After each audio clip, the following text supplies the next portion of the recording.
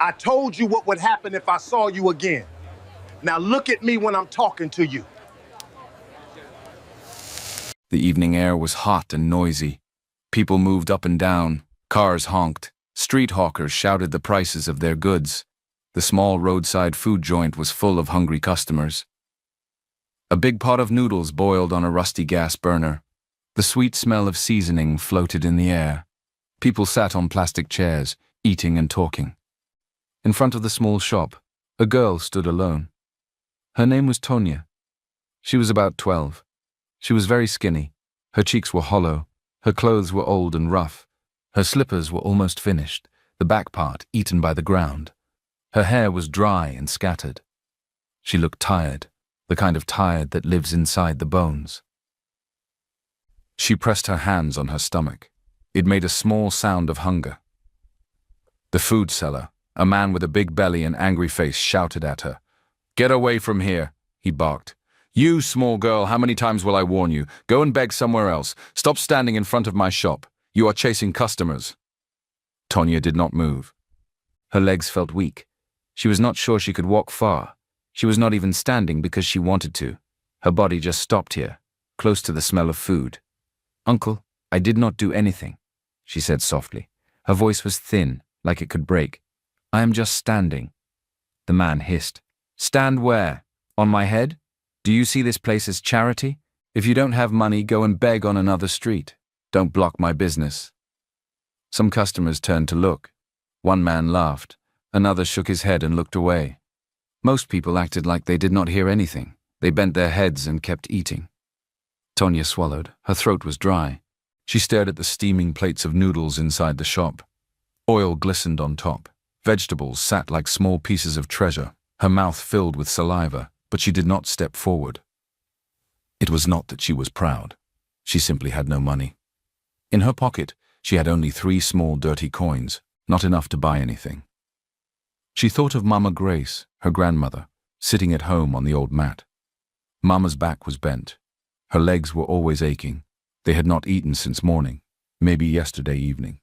Tonya could not even remember well. She felt tears push behind her eyes, but she forced them back down. Crying would not cook food.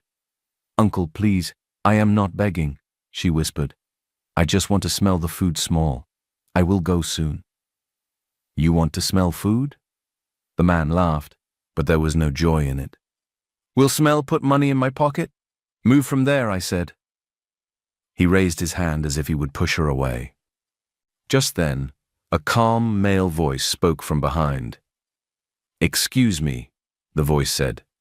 "Give me 2 plates of noodles." The food seller turned away from Tonya and smiled quickly.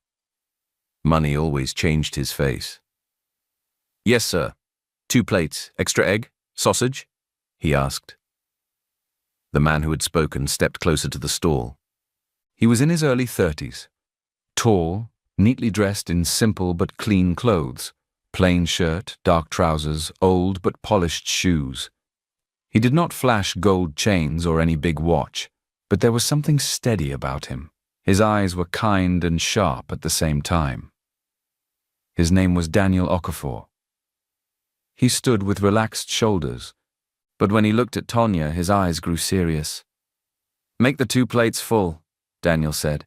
"Add egg on both, and a cold drink too." The seller nodded fast and ran to dish out the food. Daniel turned to Tonya. "Come," he said gently. "Sit down." Tonya did not move at first. She looked behind her, then left and right, to be sure he was talking to her. "Me?" she asked. "Yes, you," Daniel replied. "Come and sit. Your legs look like they are about to fall." The food seller watched with small, angry eyes but did not say anything. Money had already entered the matter. Tonya walked slowly to the plastic chair Daniel pulled out. Her legs shook. She sat on the edge, ready to stand up again if someone shouted. Her heart was beating fast. No stranger had talked to her like this before. Soon, the seller dropped 2 big plates of hot noodles on the table. Steam rose. The smell hit Tonya like a sweet slap. Her stomach cried loudly this time. Daniel heard it and smiled sadly. The seller added 2 bottles of cold drink and walked back to his pot. "Eat," Daniel said. Tonya held the fork with shaking fingers. Her eyes moved between the plate and Daniel's face. "Sir, I don't have money," she whispered. "I know," he replied. "Eat." "But, Tonya, right?" he asked. She blinked. "How do you know my name?" "I don't," he said, smiling again. "I'm asking you, what is your name?" "Oh." Her cheeks warmed from shame. "My name is Tonya." "Good," Daniel nodded. "My name is Daniel. Now we know each other. So Tonya, eat your food. I already paid." Her eyes filled with tears again, but this time they were different. Warm, confused. "Thank you, sir," she said. She took one small bite. The noodles were soft, salty, and sweet at the same time. The egg melted in her mouth. Her whole body woke up, but she still ate slowly, like she was afraid the food would disappear if she rushed. Daniel watched her with quiet eyes. People around them stared sometimes, but nobody talked. The street noise moved on. Car horns, shouts, music from a far radio. But at that small table, everything felt calm. After a while, Daniel spoke. "Tonya, why are you not in school?" he asked softly. She froze. The fork stopped halfway to her mouth. "I want to go," she answered. "But we don't have money. I stopped last year." "Who is we?" Daniel asked. "Where are your parents?" Tonya looked down at her plate.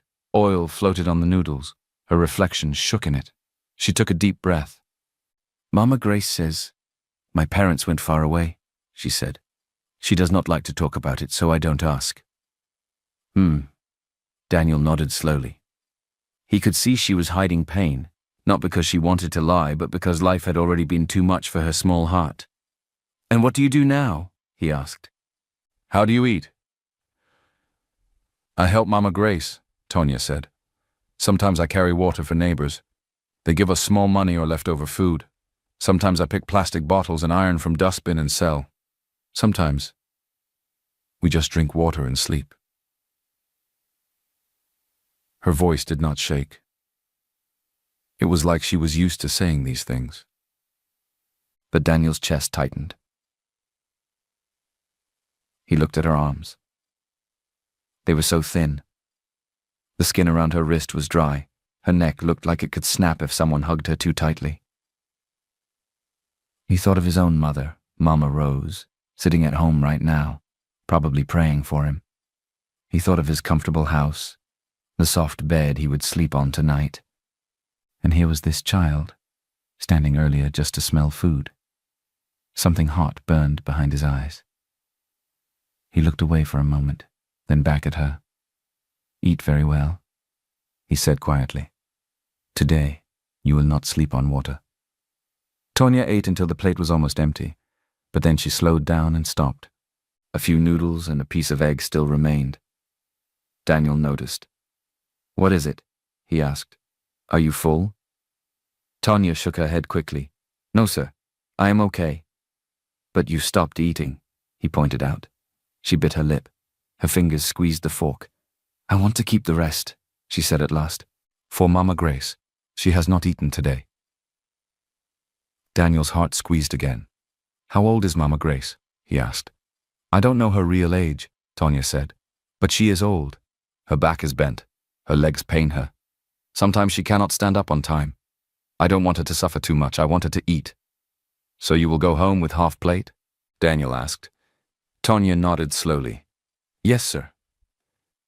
Daniel looked at his own plate. It was still full. He had been watching her so closely that he hardly touched his food. He slid his plate across the table to her. "Take this one for Mama Grace," he said. "Eat yours completely." Tonya's eyes grew wide. "No, sir, no," she said. "You paid for it." "And I am giving it to you," he replied. "So now it is your own. Eat that one," he pointed to her plate, "and carry this one home." She shook her head, confused. "Sir, it is too much," she said. "You don't know us. Why are you helping us like this?" Daniel smiled a little. He remembered his own childhood. He remembered days his mother had to choose between paying rent and buying food. He remembered one neighbor who once dropped a small bag of rice at their door and walked away without looking back. That one bag had given them strength for a whole week.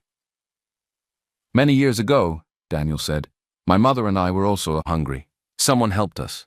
He did not know us. He just gave. I never forgot. Now it is my turn to share small."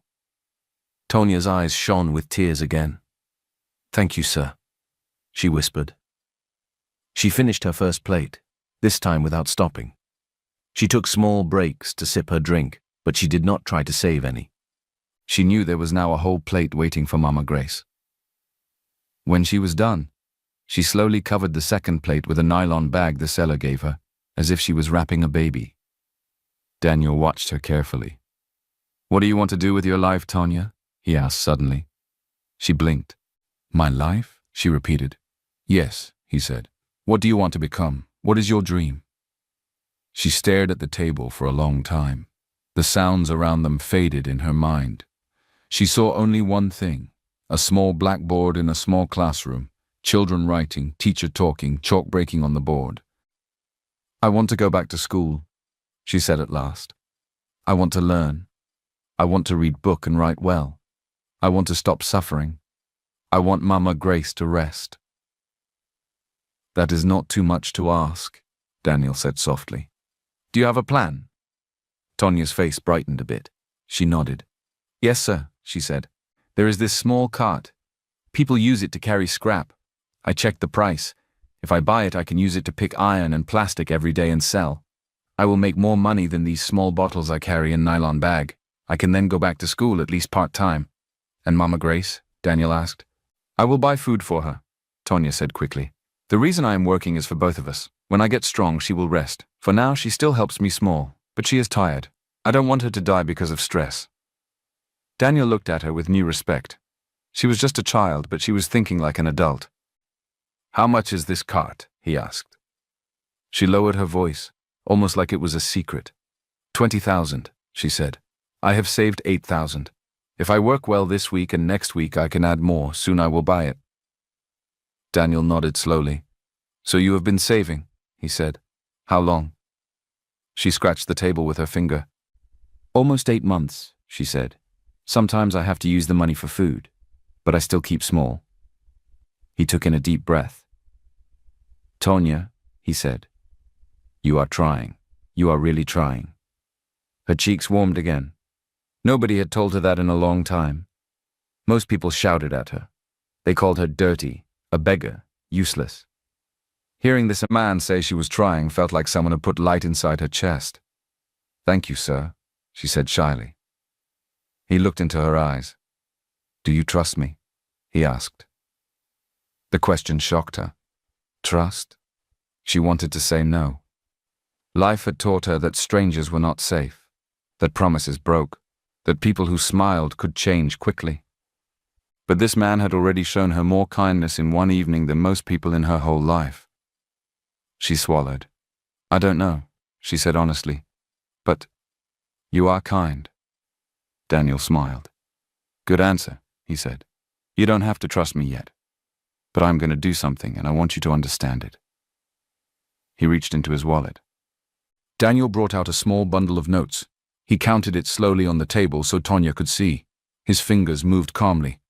10,000, 15, 20, he said under his breath. Tonya's eyes followed every note. The money looked like a mountain. He placed 12,000 naira on the table and pushed it toward her. "Here," he said. "Add this to your savings. You can buy your cart tomorrow." Her mouth dropped open. "Ah, no, sir," she cried, shaking her head fast. "No, no, no, I cannot take it. You already bought me food. You bought extra for Mama Grace. This one is too much, I cannot collect." Her hands stayed glued to her lap. She did not touch the money. Daniel kept the notes in front of her. "Relax," he said. "Listen to me first." She pressed her lips together and nodded. "I am a businessman, Tonya," he said. "I do not do free things. I call this an investment." She frowned a little. "Investment?" "Yes," he said. "I am putting money into your life. One day, when you are older, when you are making money, you will pay me back. Not now, not next week, not even next year. Just one day, when you are ready. But sir, What if I cannot pay back? She asked, fear already crawling up her throat. You will, he replied simply. You are smart. You are hardworking. You care about Mama Grace. You have a plan. People like you may suffer, but they don't stay down forever. She stared at the money again. 12,000. Plus her 8,000. 20,000. Enough for the cart. Enough to change something. Daniel smiled. Okay, let me make it fun, he said. When you grow up and you are doing well, you will find me. Then you will pay me back this money, and you will add interest. She tilted her head. What is interest? Extra on top, he explained. Like a small thank you inside the money. So maybe you give me this money back and you add 1 bowl of noodles. Her eyes widened. Noodles? Yes, he laughed. You will buy me noodles that time, sit me down and feed me. That will be my interest. Deal? Slowly, a small smile started at the corner of Tonya's mouth. 1 bowl? She asked. 1 full bowl, he said. With egg? Okay, she said. Deal. He stretched out his hand. She looked at it for a moment, then put her small hand in his. They shook. Now, take the money, he said softly. Tomorrow, you will buy your cart.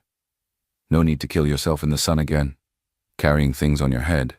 Still shaking, she picked up the notes. Her fingers brushed the rough paper. She held it like it was glass. Her heart beat so loud she could hear it in her ears. Thank you, sir, she whispered. I don't know what to say. Just say you will keep going, he replied. That is enough. She nodded, still in shock. He reached into his pocket again, this time not for money but for something else.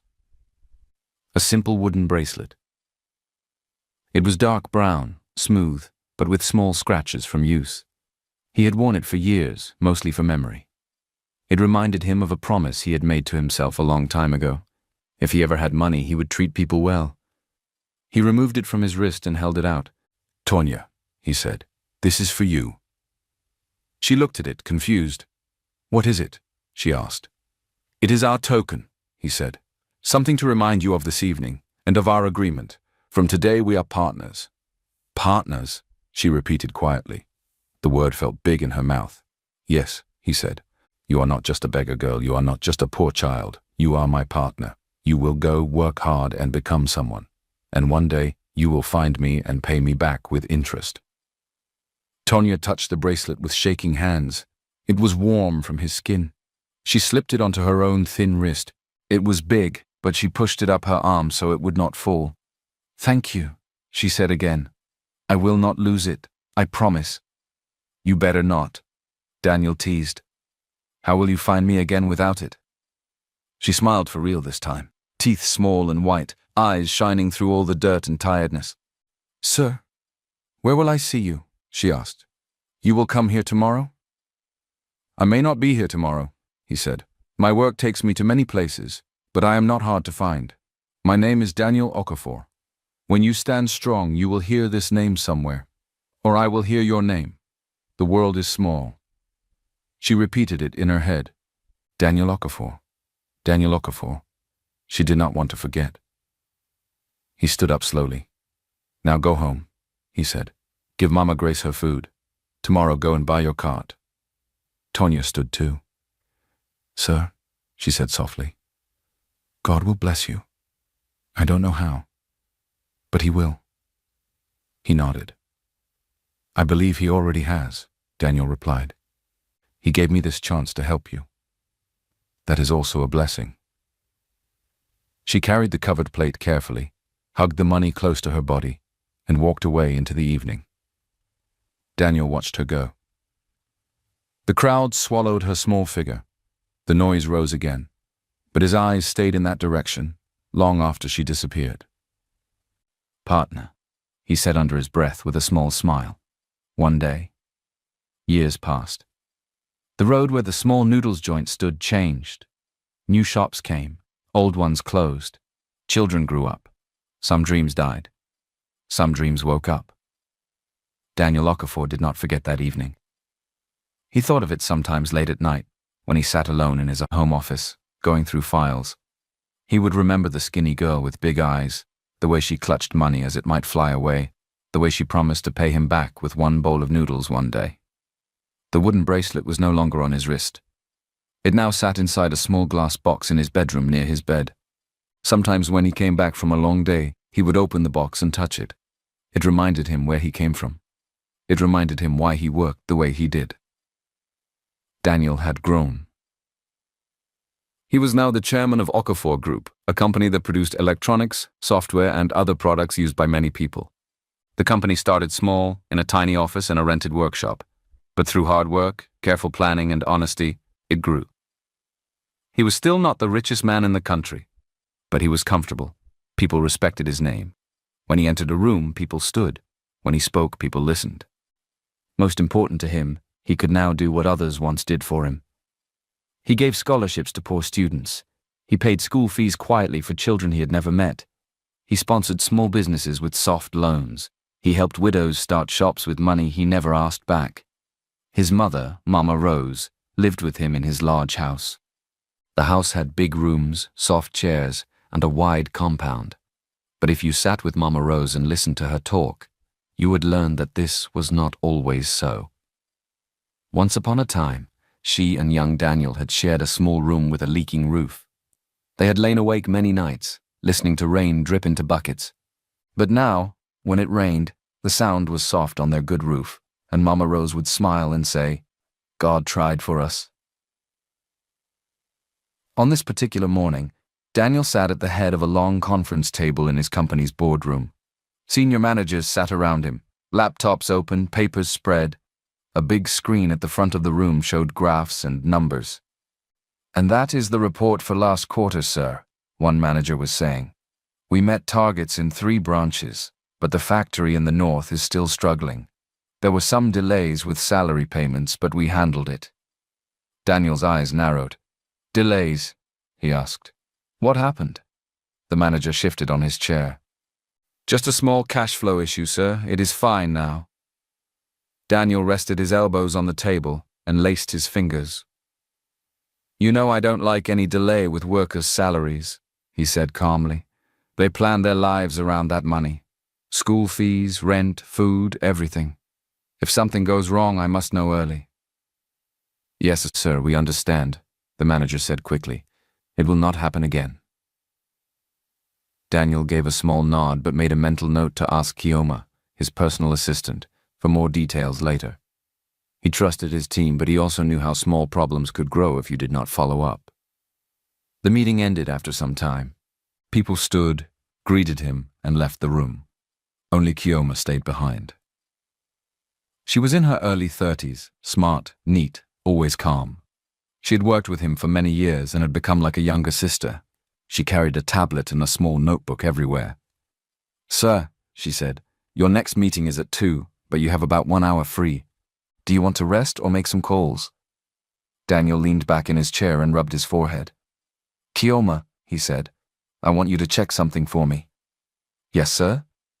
"That salary delay in the northern factory. I don't like the sound of it. Get me the full breakdown. Who signed what? All the documents. I want to see everything." "All right, sir," she said, already tapping on her tablet. "I will get the files ready." He nodded.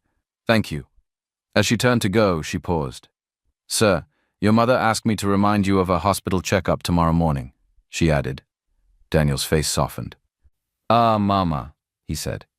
"If I forget, she will remind me again with her mouth. Don't worry, I will take her." Kioma smiled. "She said I should tell you not to try and dodge it," she said.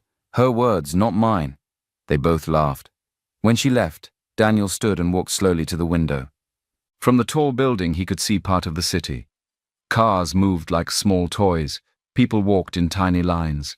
Somewhere out there, he knew, were thousands of stories, some happy, some painful, some are just starting. His mind went back, like it liked to do, to one particular story. A skinny girl, a wooden bracelet, a promise. "Where are you now, partner?" he murmured. He did not know that somewhere else, in another city, the little beggar girl had grown into a woman whose name now shook boardrooms far away. But that part of the story had not yet entered his life again. For now, he was simply Chairman Daniel Okafor, trying his best to do right. The sound of children laughing echoed in Daniel's mind as he sat in the orphanage director's office years earlier. It was a memory that still felt fresh. He had been in his late 30s then. Okafor Group was doing well but still growing. Mama Rose had begun to tease him.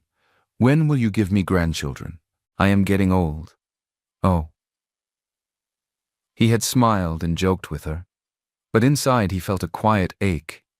His love life had never really worked out. Some women he met seemed more interested in his money than his heart. Some could not understand his long work hours. Some just did not match him. One day, he visited an orphanage to donate books, food, and a small bus for the children. The building was simple but clean. Children ran around in faded clothes, smiling with gap teeth and dusty feet. As he toured the place with the orphanage director, a woman with gentle eyes, he felt something move in his heart. "You really care for these children," he said to her. She sighed. "We try, sir," she said. "But no matter how we try, an orphanage is not a full home. A child needs a family, father, mother, love. We do our best, but we cannot give all." They passed a small classroom where older children were writing on slates. At the back, 2 children did not write.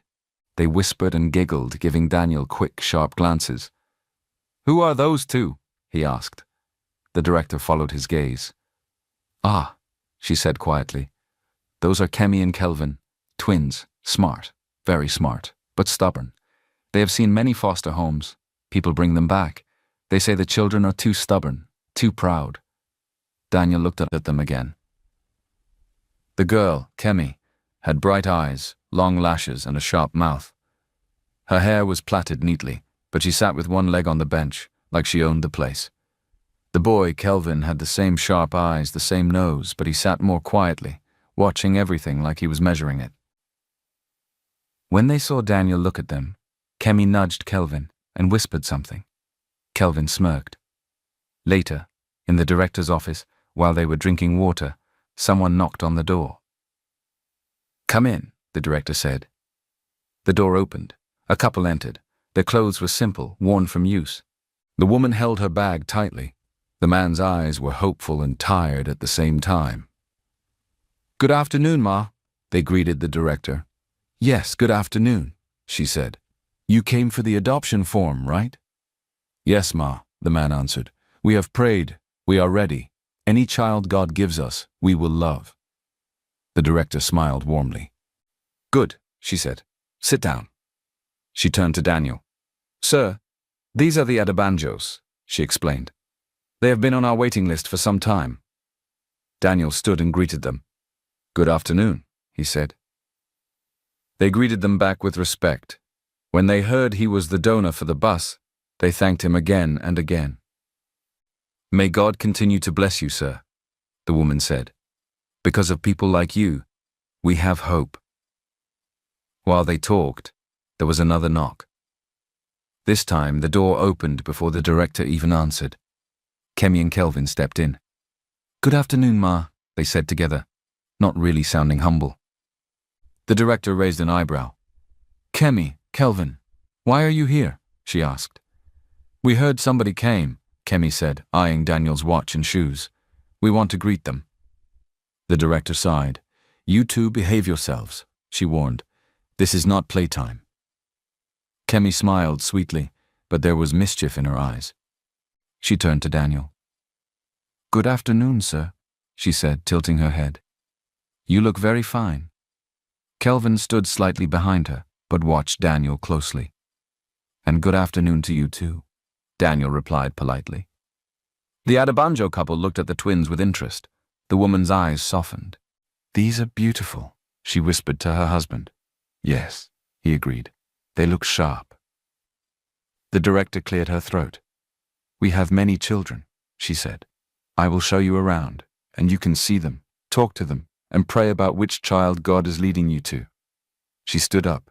"Kemi, Kelvin, go back to your class," she said firmly. But Kemi stepped closer to Daniel. "Uncle," she said boldly, "do you have children?"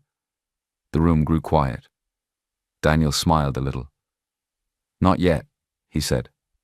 Ah, Kemi said, her eyes brightening. You look like you should have children. You look rich. The Adabanjos exchanged small glances. The director shot Kemi a warning look. Sorry, sir, she said quickly. They have big mouth. Kelvin spoke for the first time. We are twins, he said in a calm voice. If you take us, you get 2 children at once. Buy one, get one free. The Adabanjo couple laughed softly at the joke. Kemi turned to the couple.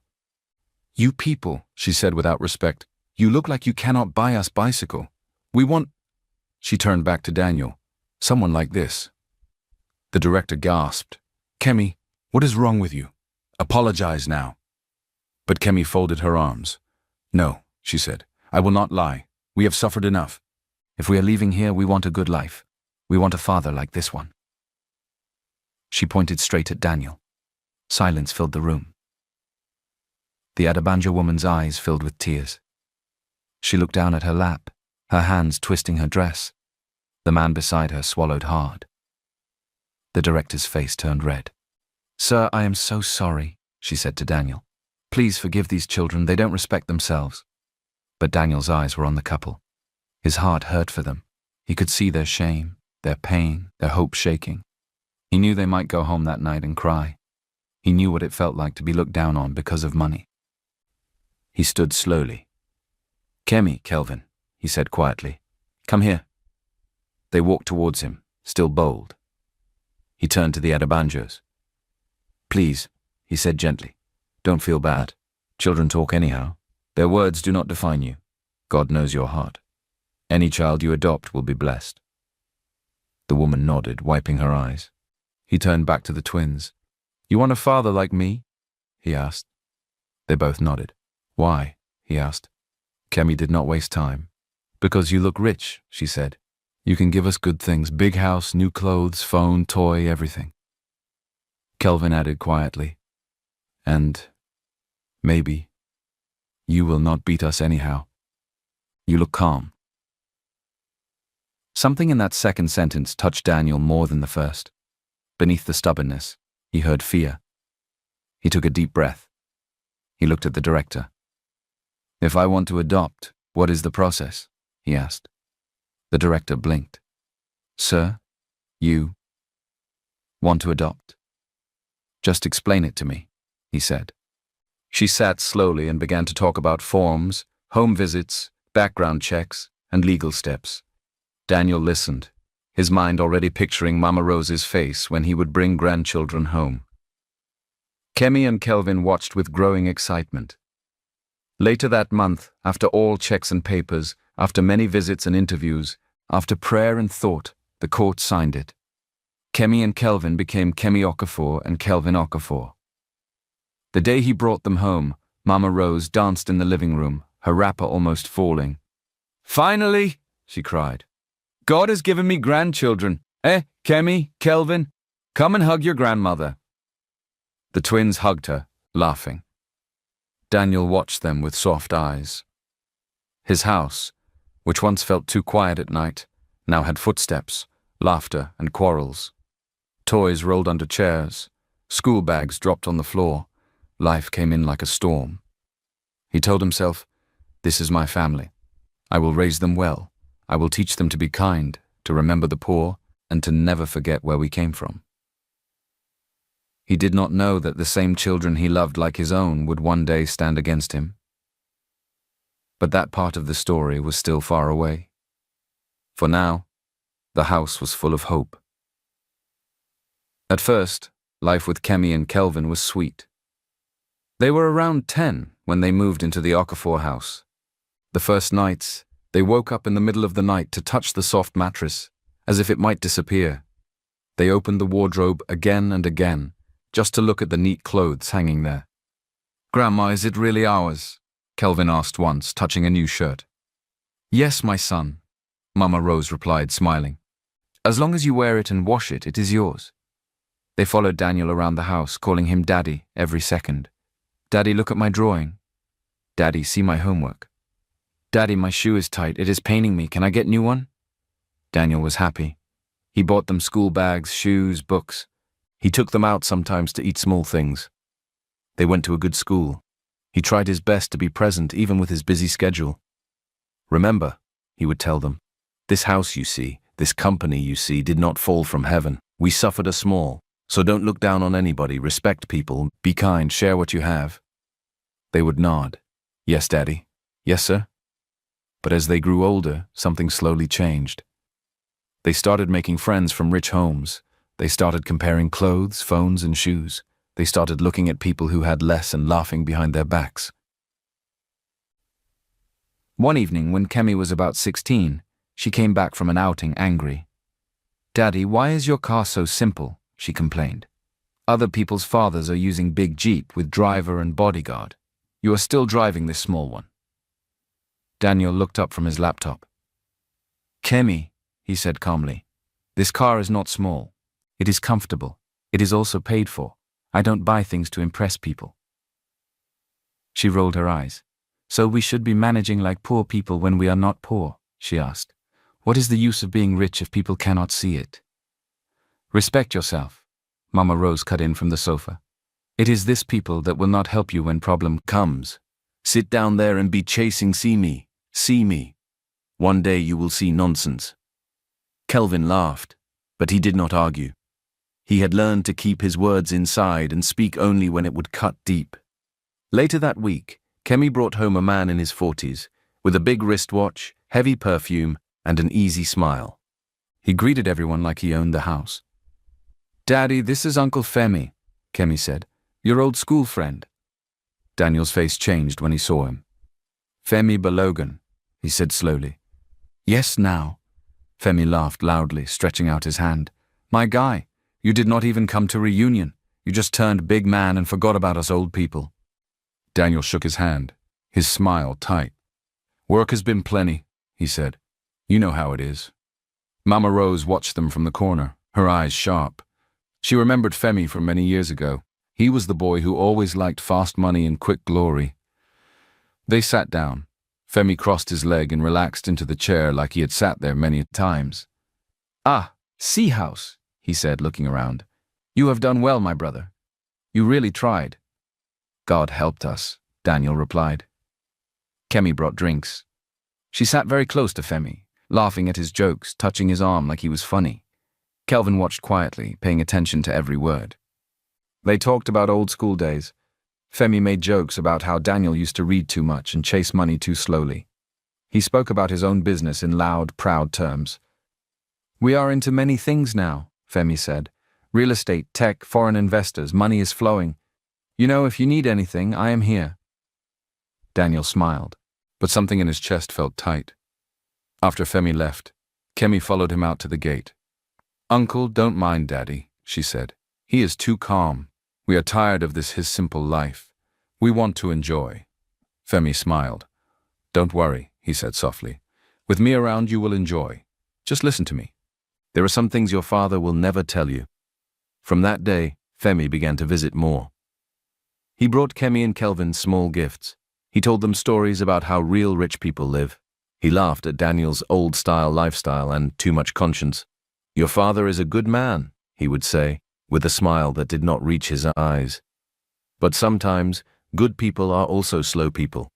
The world is not for slow people. The twins listened. Slowly, their respect for Daniel started to crack. They still called him Daddy, but the word began to feel light in their mouths. It started like a small scratch on glass. One of the factories complained about delays in raw materials. Another branch reported that a big payment from a client had not entered on time. A third location said the bank returned some checks. At first, Daniel thought it was normal cash flow trouble. Every big business had times when money entered slowly and went out fast. But he always made sure of one thing. "Workers' salaries come first," he would tell his finance team. "If we have to delay something, delay my own allowance, delay new chairs, delay paint, delay anything. But never delay salary." One afternoon, Kioma entered his office with a file in her hand. "Sir," she said, "I have checked that factory issue. I think you should see this." Daniel took the file. Inside, there were printed bank statements, approval documents, and signatures. He moved his finger down the page. something strange appeared again and again. Transfers from special project account to another account. "What is this other account?" he asked. "It belongs to a new holding company," Kioma said. "Okafor Future Holdings, opened last year." Daniel frowned.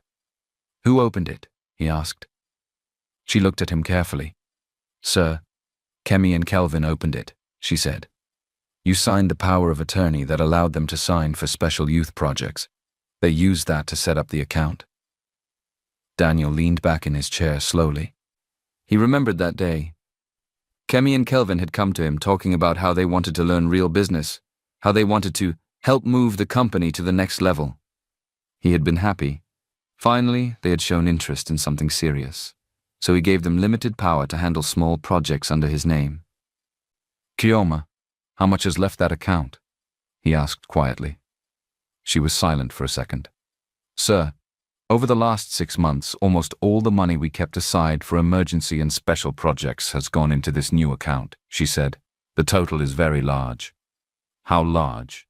His voice was calm, but his hand squeezed the arm of his chair. She told him the amount. It felt like somebody slapped him. He closed his eyes for a second. "Have we seen what they used the money for?" he asked. "I saw payments to luxury shops, car dealers, foreign trips, and some unknown companies linked to Mr. Femi Balogun," she replied quietly. "No record of actual company projects." Daniel's jaw tightened. He stood up and walked to the window. From there, he could see some of his staff moving around the compound. Men carrying files, women with ID cards around their necks, security at the gate, drivers by the cars. "These people are trusting me," he thought. "They are building their lives around this company. And my own children." He swallowed hard and turned back to Kioma. "Does anyone else know about this?" he asked. "No, sir," she said. "Only me. I came to you first." "Good," he said. "Keep it that way for now. Please prepare a full report. Don't miss anything." "Yes, sir." As she left, he sank into his chair. His head was full. His chest felt heavy. How would he face Kemi and Kelvin? How did they move such large money without thinking of the workers, the company, his name? Or did they think and simply not care? The next morning, Daniel drove Mama Rose to the hospital for her checkup. The hospital smelled like medicine and bleach. People sat on benches, holding files, waiting for their names. Mama Rose held her bag close, her wrapper tied tight around her waist. "Doctor will soon get tired of seeing my face," she joked. "Every time, Mama, come and check this, check that. Let them leave this old woman alone." Daniel smiled, but his heart was not in it. "Better they check and talk than for us to be at home guessing," he said. "Just relax, Mama. Everything will be fine." They did tests, blood, urine, scan. They waited. The clock moved slowly. Finally, the doctor called them in. He was a middle-aged man with kind but tired eyes. "Chairman Okafor, Mama Rose," he greeted. "Please, sit down." They sat. The doctor looked at the file for a moment, then at them. "Mama," he said gently, "your kidneys are not doing well. The way they should clean your blood, they are not doing it again." Mama Rose laughed in her usual way. "So my kidneys are also old like me," she said. "Doctor, I told you before, everything in this body has seen life. Let it rest." The doctor smiled a little, but his eyes stayed serious. "It is more serious than that, Mama," he said. "If we don't manage it well, it can become life-threatening. You will need regular dialysis to clean your blood.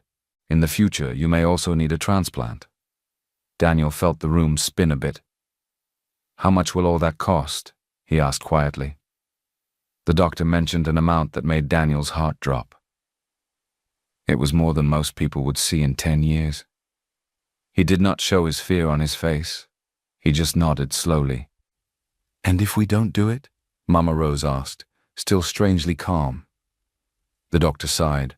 "Mama, if we don't do it, your body will be filled with waste," he said. "You will be weak, you will swell, you will be in pain. We will try our best with medicine, but it will not be enough." Silence settled. Daniel reached for his mother's hand.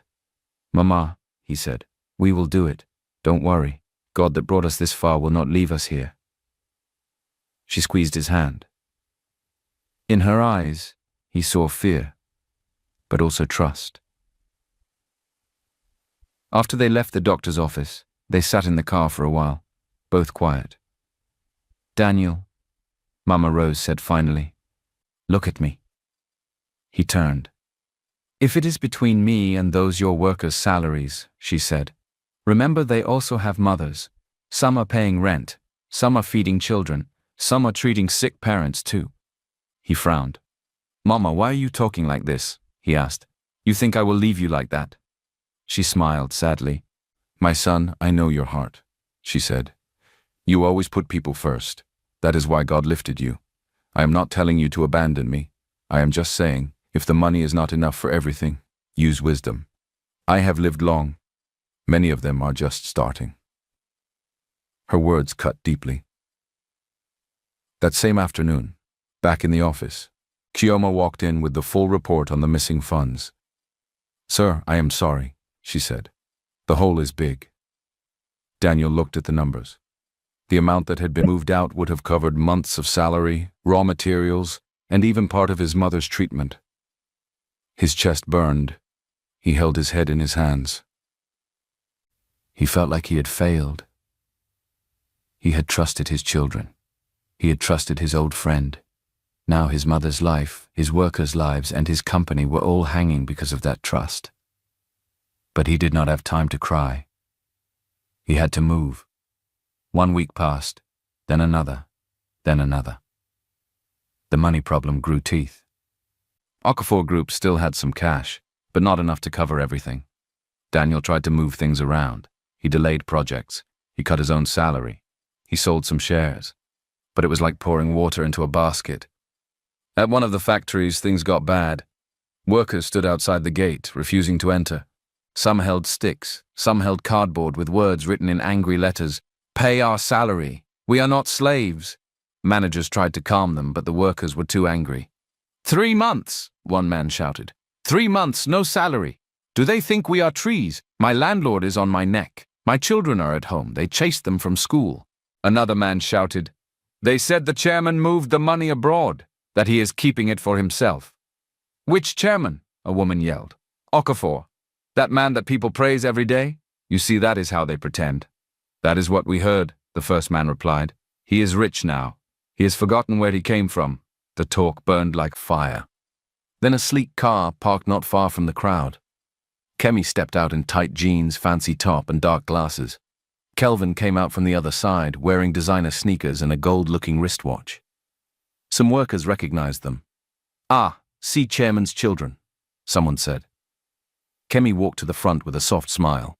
My people, she said loudly, we heard what is happening. We came to see for ourselves. We are suffering, someone shouted. No food, no salary. You people are enjoying inside AC. Kemi raised her hands to calm them. I understand, she said. We too are not happy. Daddy is behaving somehow. He refused to listen to us. We told him to pay you first. He said something about projects and future, but we know it's not true. Kelvin nodded like a serious person. Money that should pay your salary was moved somewhere, he said. We saw it. We warned him. He did not listen. Some people gasped. So it is true, a woman asked. He took our money. Kemi sighed and looked down like she was sad. We don't want to talk too much, she said.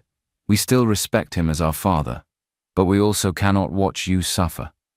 That is why we came, to stand with you, to show you that you are not alone. The crowd started to murmur. Someone shouted, If your own children are saying this, then it must be true. Another said, We should go to his house, drag him out. Kelvin raised his voice. Please calm down, he said. Don't do anything that will put you in trouble. Just stand your ground. Don't enter that factory until you see payment. Don't allow them to cheat you. Kemi touched her chest. You people are the ones making this company stand, she said. Without you, there is no Okafor Group. Don't let anybody treat you like dust. They left soon after, leaving anger behind them like smoke.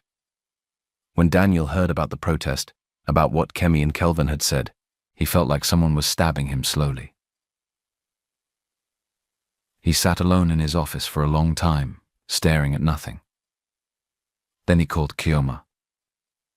"How much do we need to clear 3 months' salary in all branches?" he asked. She told him. His head spun. "But we must do it," he said, "whatever it takes."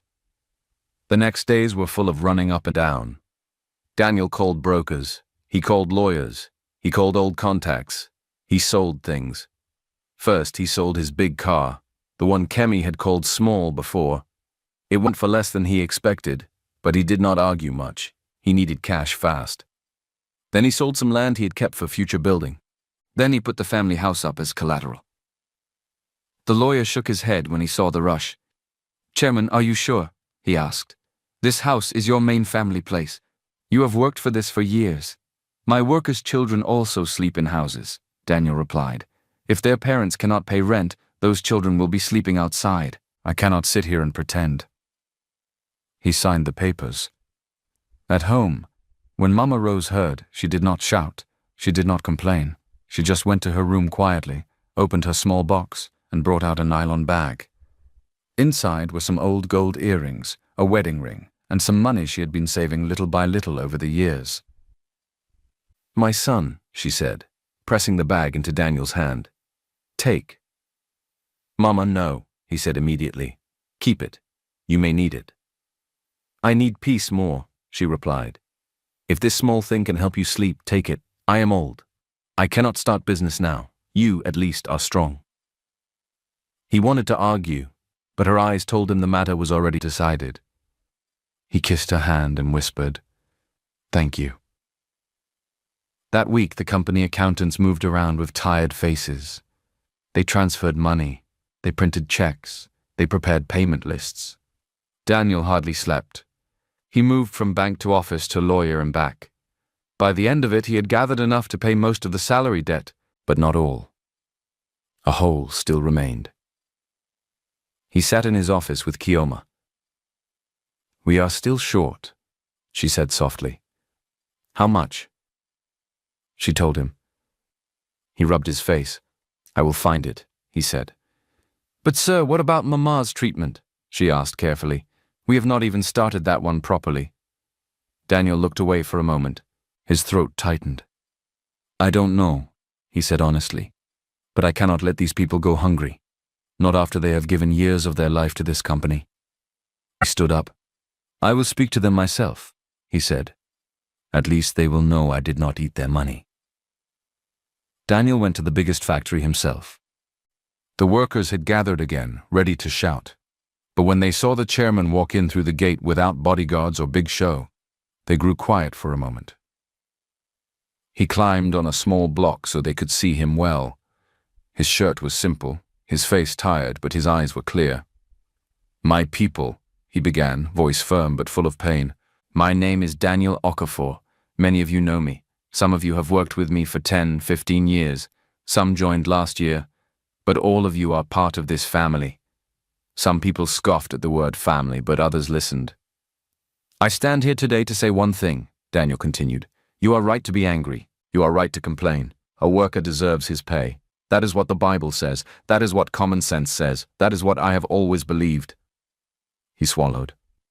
"The truth is this. The company is in trouble. Some money that we kept aside for hard times was moved without my permission. We have been chasing it. In the process, some of your salaries were delayed. For that, I take full blame. The mistake is mine. I am the head. Anything that goes wrong, hold me." A murmur moved through the crowd. "I want you to know something," he said, his voice shaking slightly. "I have sold my car. I have mortgaged my house. My mother gave me her last savings and jewelry, all to make sure you are paid." He lifted his hands. "I promise you today, by the end of today, you will receive at least most of your outstanding salary, and within the next week, I will clear the rest. If I have to stand on the road and work as laborer, I will do it, but I will not eat your sweat." One man shouted, "How do we know it is true?" Another said, "We have heard promises before. We are tired." Daniel nodded. "You have the right to doubt," he said, "but I beg you give me one more chance. Not because I am rich, not because I am your boss, but because for many years I have tried to stand by you. I am not perfect, but I am not a thief."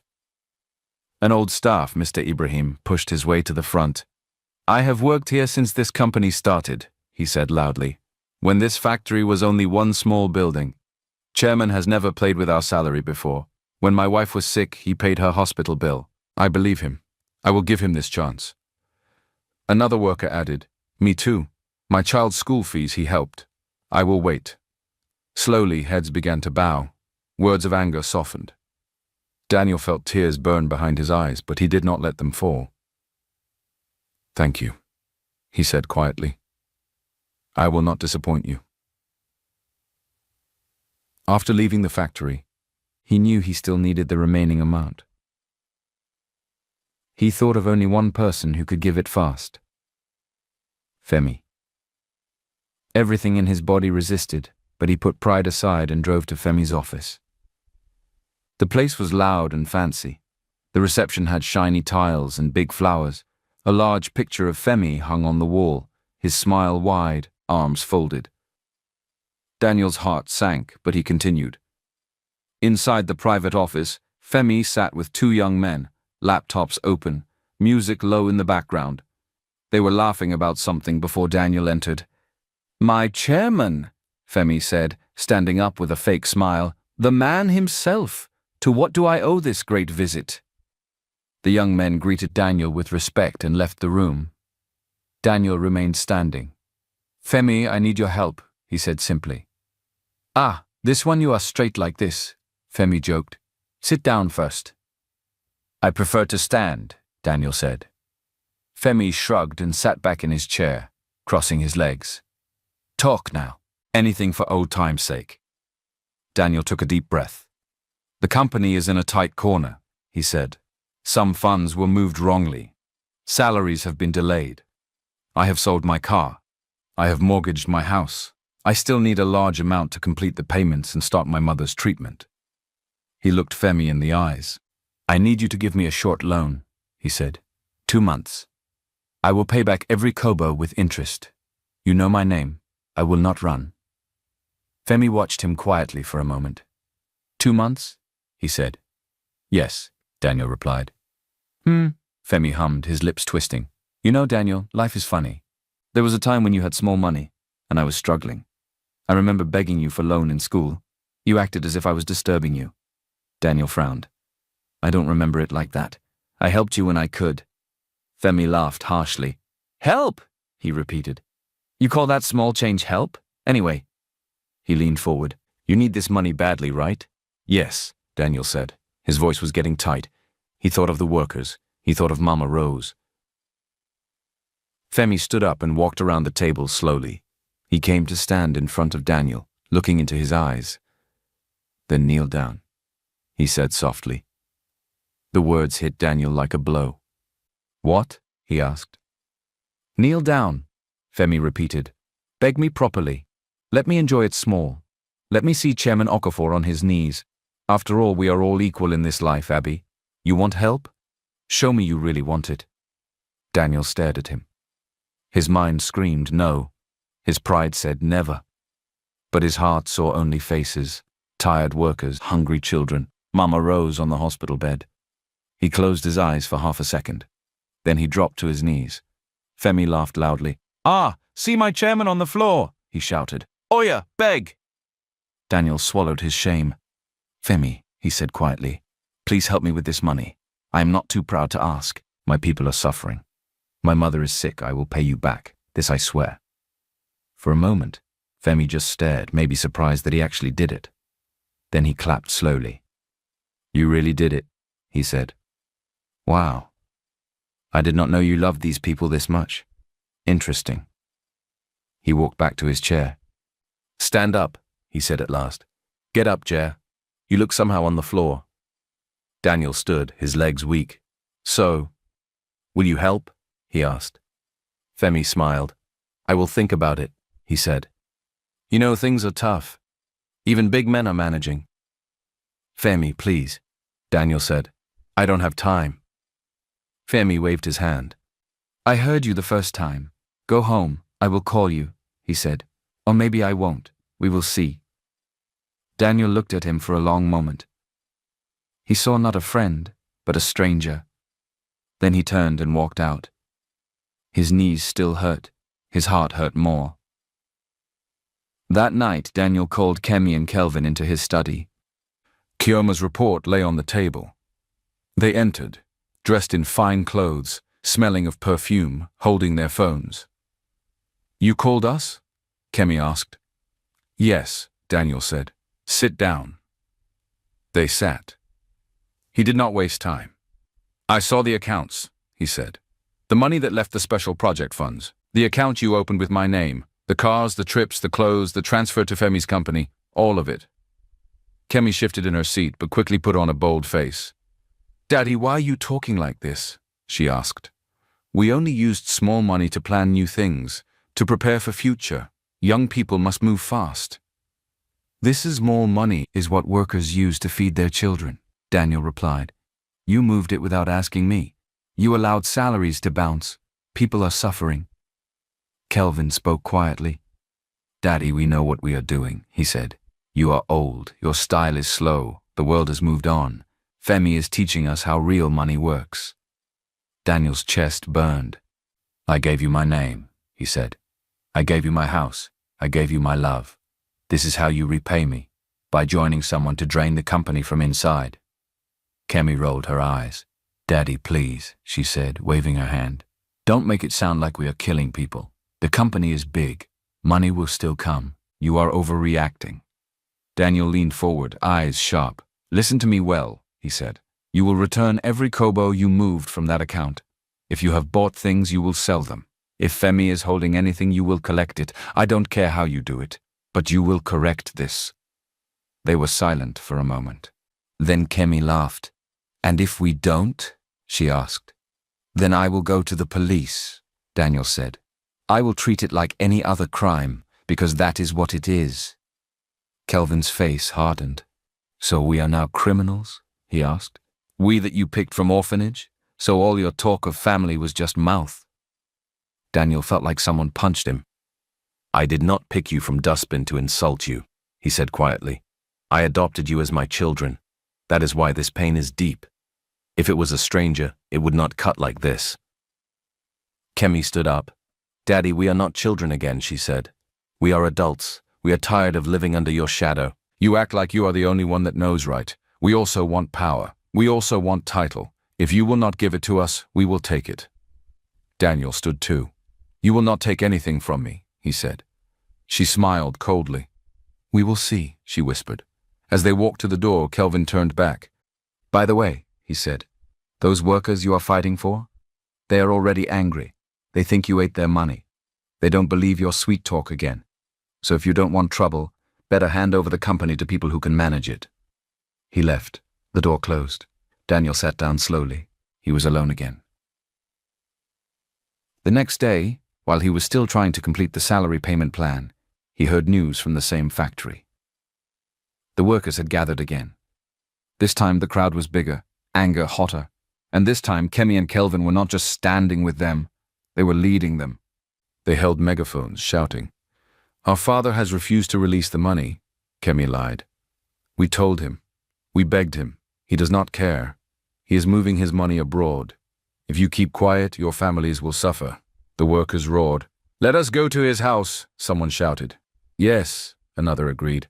"We will not leave until he pays." In the background, Femi watched, smiling to himself. "This is just the beginning," he muttered. In the middle of all this chaos, invites went out for a big business forum in the city. The event was hosted by a powerful global tech and investment company, ADMI Tech Group. People did not joke with that name. The head of the group was a young woman, not yet 40, but her name already carried weight in banks and boardrooms.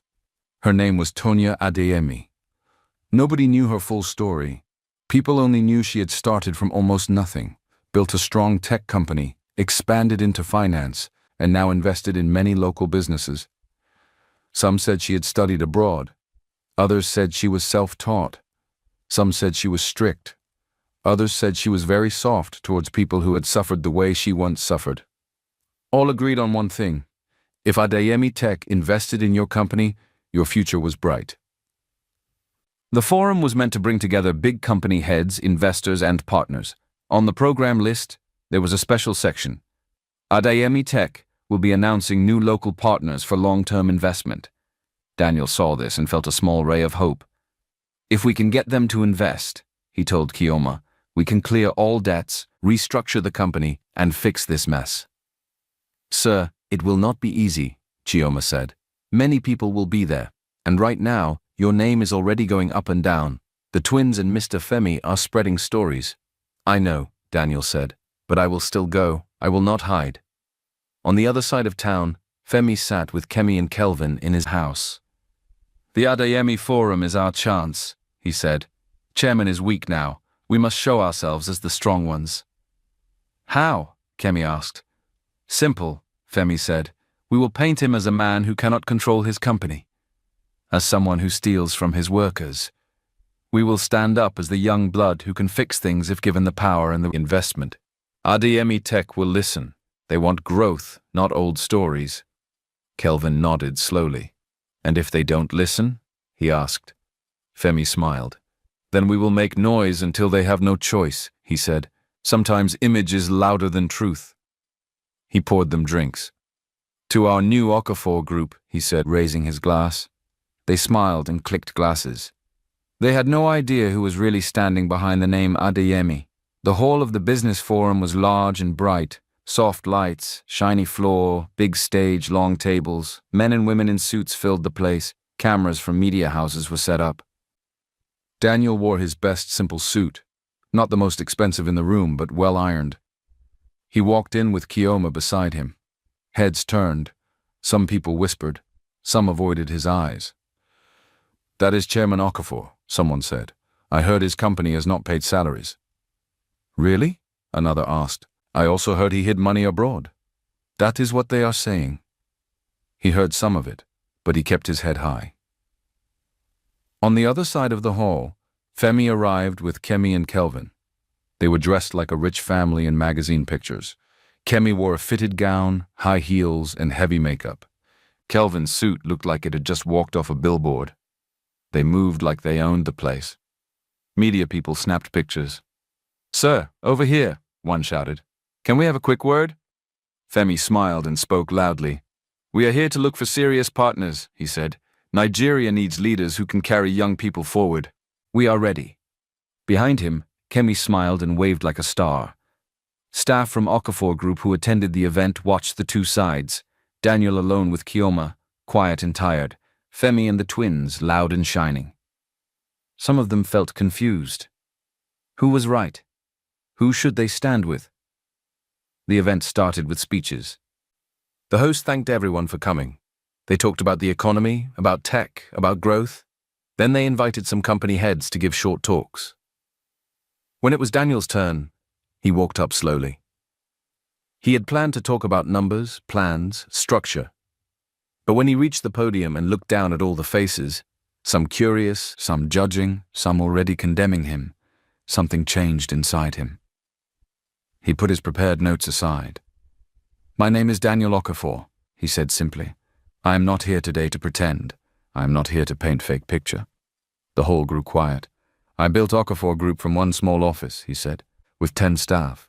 Today we have many branches and hundreds of workers, but in the last months something went wrong. Money went missing, salaries were delayed, people suffered. That is the truth. He could feel eyes on him. Some people here already heard stories about me, he went on. That I stole from my workers, that I hid money abroad, that I abandoned my sick mother. None of that is true, but I understand why people believe it. When you are hungry, anger grows fast. He took a breath. I am not perfect, he said. I made mistakes. The people I trusted betrayed that trust. But one thing I have never done, and will never do, is to eat the sweat of my workers. Never. Murmurs moved through the hall. At the back, Femi shook his head and hissed. Drama, he muttered. When Daniel finished, some people clapped politely. Others only watched. Later, Femi went up to speak. He did not hold back. He spoke about old leaders who refused to step down, about companies suffering because of stubborn men who don't listen, about young blood ready to bring new ideas. He never called Daniel's name, but everybody knew who he was talking about. The crowd clapped loudly. People liked bold talk. When he returned to his seat, Kemi squeezed his arm. "That was good," she whispered. He smiled. "Just watch," he said. "When the time comes, we will remove him fully." Near the end of the program, the host took the mic again. "Ladies and gentlemen," he said, smiling, "now we welcome the one many of you have been waiting to hear from, the head of Adeyemi Tech Group. Please stand as we receive Madam Tonya Adeyemi." The whole hall rose. A woman walked in from the side and moved towards the stage. She wore a simple but clean suit, not too loud. Her hair was packed back, her makeup was light. But there was something about the way she walked.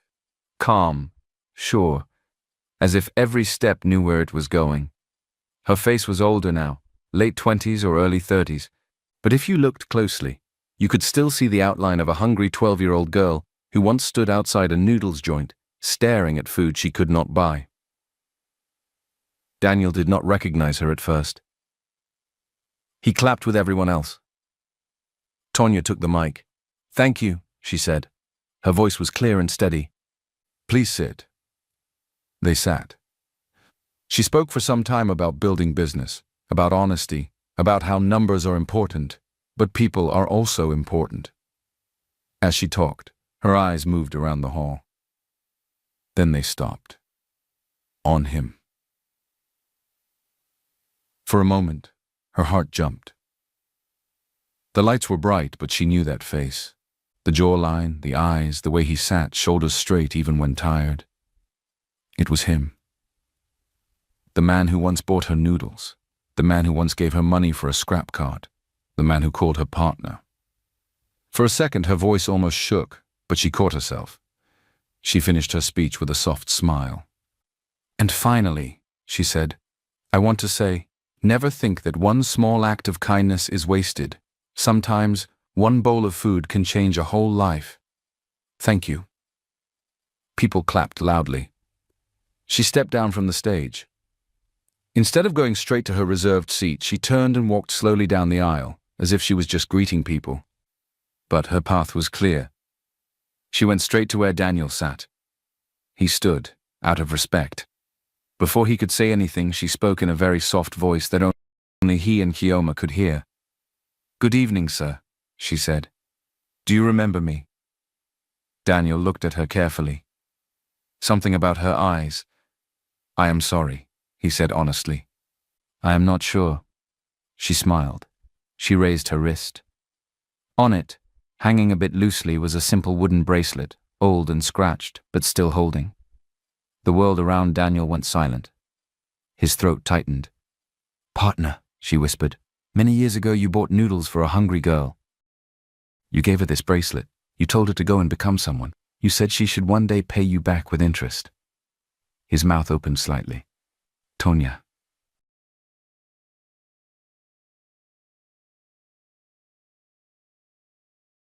He breathed. Her eyes filled with tears. "Yes," she said. "It is me." For a few seconds they just looked at each other. The noise of the hall went far away. The lights felt softer. The years between them, full of hunger, struggle, growth, and pain, stood like a wall and then melted. Daniel's eyes shone with water he tried to hide. You grew," he said quietly, almost laughing at himself. "Of course you grew, look at you." She smiled through her tears. "You too," she said. "You became chairman. You kept your promise to yourself." Kioma stood beside them, confused but moved. "Sir?" she asked. Daniel turned to her. "Kioma," he said, his voice rough. "This is the little girl I told you about. The one with the scrap cart. The one I called my partner." Kioma's eyes widened. "You mean this Madame Adeyemi?" she whispered. Tonya chuckled softly. "Please, just call me Tonya," she said. "All this madam is too much." They moved a little to the side, away from the center of the hall, though many people were already watching them with curiosity. "Sit, please," Tonya said. They sat at a small round table off to the side. A waiter brought drinks and quietly left. Tonya touched the bracelet. "I never removed it for long," she said. only when I had to enter some big places where they would look down on it. But I always put it back after. Daniel shook his head in wonder.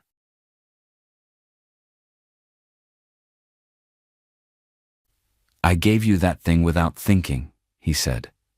Just something from my wrist that day. I did not know it would mean this much.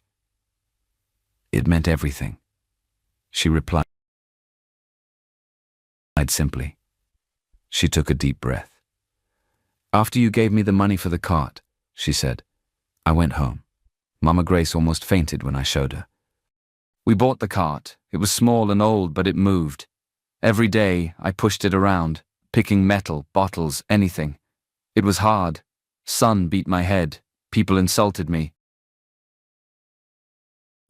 But I remembered your words. You are not just a beggar girl. You are my partner. Those words gave me strength. Daniel listened, his eyes focused. Sometimes, she continued, when I wanted to give up, I would touch the bracelet. I would tell myself, partner, you must not shame this man. He believed in you. You must become somebody. She smiled faintly. Later, a woman in our area helped me fill form for a small scholarship. I got it. It paid my school fees. I did not know until many years later that the person behind that scholarship was your company. Daniel blinked. One of our education funds, he said quietly. He had set up many. Yes, she said. Your name was not on it, but I found out later. That is another story. After that, my life still was not easy. Mama Grace got sick. I almost stopped school to care for her, but I pushed on. I finished secondary school. I learned computer work in a small cafe. I fell in love with tech. Her eyes brightened as she spoke. I started with simple things, she said. Data entry. Printing. Later I learned coding from free sites. I joined online contests, won small money, opened tiny office with 1 table and 2 chairs. Step by step it grew. We built software that solved small local problems. People liked it. Investors came, then more investors. We expanded. We added finance. That is how Adayemi Tech was born. Daniel listened with a full heart. You did all that, he said. You really did it. She nodded. But all through, one thing stayed in my mind, she said softly. That one day when I am strong enough, I will find you. I will return your money. I will feed you noodles. I will say thank you properly. She laughed a little, wiping her eye. So when my team told me there is one Okafor group that might be interesting to partner with, and I saw your name. She shook her head. I thought, no, this world is too small. I did my research. I saw your picture. I knew it was you. The same man, the same eyes. Daniel smiled weakly. And what did your team say? He asked. They said your company is in trouble. She replied honestly. They said money is missing. They said workers are angry. They said some people inside are trying to push you out. They told me, Madam, this may not be safe investment. And what did you say? He asked. I said, bring me more information, she answered. I saw how you always paid your workers on time in the past. I saw your scholarship record. I saw how many small people you helped. I weighed everything. She held his gaze. I decided to still come, she said, because the man who gave his last money to a hungry girl and her grandmother cannot be all bad. Daniel looked down at his hands. If only everybody saw that, he said quietly. She leaned forward. Daddy Daniel. She paused. Can I call you that? She asked, half laughing, half shy. He froze. The word daddy from her mouth hit something deep. He had heard it from Kemi and Kelvin many times, but this one felt different. Clean, soft, true. Yes, he said, his voice thick. You can call me that. Daddy Daniel, she repeated gently, as if tasting it. You are not alone in this. I did not come here only as investor. I came here as someone you once believed in. Now it is my turn to believe in you. He swallowed. So, will you still invest? He asked slowly. She smiled. I will not rush, she said. We must still check numbers. We must still fix some things. I cannot just throw money into fire. But one thing is sure, I will not stand by and watch people lie on your head. Her eyes hardened. These stories Femi and the twins are spreading, she said. They will not last. I know what fake talk looks like. I have seen it many times. He nodded, hope waking again. Tonya, he said, there is something else. Something I have carried for many years. I lost a child. Long ago. It is a long story. But when I look at you, I feel something. Familiar. I don't know why. She touched the back of her neck without thinking, where a small mark hid under her hair. Funny, she said softly. I sometimes feel the same when I look at your mother in pictures, like I have seen those eyes somewhere. They both went quiet. The air between them felt heavy with something unspoken, a story not yet told, a truth half open. In the hall, people still moved around, talking business, shaking hands. At another corner, Femi was busy boasting to some foreign guests, not knowing that everything he built on lies was already shaking. For now, at this small table, it was just a man and the girl he once helped, sitting face to face after many years. She looked at the bracelet again. Remember our deal? She asked with a small smile. You gave me money. I will pay you back with interest. He smiled back, tired but happy. Yes, he said. 1 bowl of noodles, with egg. She laughed. Not just one, she said. You will eat until you are tired, and this time, I will be the one paying. As they laughed together, a storm was still gathering around them. The lies of Femi, the anger of the twins, the broken company, the sick mother, the secret of a lost child. All these things were waiting. But for a short moment, it felt like sunlight had entered Daniel's life again, through the same small door it used years ago. A hungry girl, a bowl of noodles, and 1 simple wooden bracelet. The next day, Tonya asked if she could visit Daniel's house. I want to greet Mama, she said. The woman that raised you cannot be a small person. Daniel smiled. She will be happy to see you, he said. But don't mind the house. Things are rough now. She shook her head. I did not grow up in palace, she said. I'm not afraid of Ra. The house that used to be full of noise and light was now quiet. Some furniture had been sold. The curtains were old. One of the bulbs in the sitting room kept blinking small. But the house still had one strong thing: warmth. Mama Rose sat on the chair, wrapper tied, scarf neat, glasses hanging on her nose. Her body was weaker now, but her eyes still shone. Good afternoon, Mama, Tonya said, bending low. She knelt and hugged her gently. Mama Rose held her face in both hands and looked at her closely, like someone checking a long-lost picture. So you are this famous Madame Tonya I've been hearing about, Mama said, smiling. Welcome, my daughter. They sat. Daniel introduced them properly. They talked small at first. Weather, the forum, the stress of work. After some minutes, Mama asked, Where is your own mother, my dear? Tonya's eyes softened. She died when I was young, she said. The woman that raised me, Mama Grace, was not my real mother, but she loved me like her own. She also died some years ago. So it is just me now. I'm sorry, Mama Rose said quietly. This life can be hard. It can, Tonya agreed. Mama Rose's gaze lingered on her. You said your name is Tonya Adeyemi, Mama asked slowly. That Adeyemi, did you always bear it? Tonya hesitated. No, she said. The people that found me when I was small gave me that name. They told me they found me by the roadside one night. They believed maybe my parents died or could not keep me. I grew up with them. Daniel looked up sharply. Found you? Where? He asked. She shook her head. I don't know the exact place, she said. I only know it was in one rough area. They said they heard a baby crying near a trash corner. That baby was me. Silence filled the room. Mama Rose's hand began to tremble. She looked at Daniel, then at Tonya's neck. My daughter, she whispered. Please, can you turn your back small? Tonya was confused, but did as she was told. She moved her hair aside. There at the back of her neck was a small moon-shaped birthmark. The shape was not very clear anymore. It looked like it had once been fuller, but over the years it had stretched like someone had pulled the skin. Mama Rose gasped and covered her mouth. Daniel's heart stopped. "Mama," he asked, "what is it?" Mama Rose's eyes filled with tears. "When your wife gave birth," she said, voice shaking. "I was there. I saw the baby. On her neck, there was one small moon mark. I never forgot.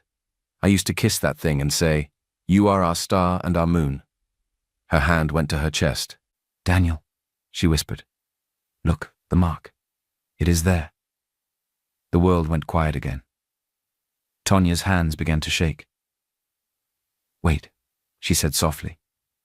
"What are you saying?" Daniel stood up slowly, his face pale. "Many years ago," he began, his voice low and pained. "Before the company grew, I had enemies. There was one uncle that wanted my inheritance. People were threatening us. Your mother was pregnant with our first child. One night they followed us. We ran. Your mother fell. The shock brought labor too early." His voice broke. "She bled." He continued. "There was no proper hospital.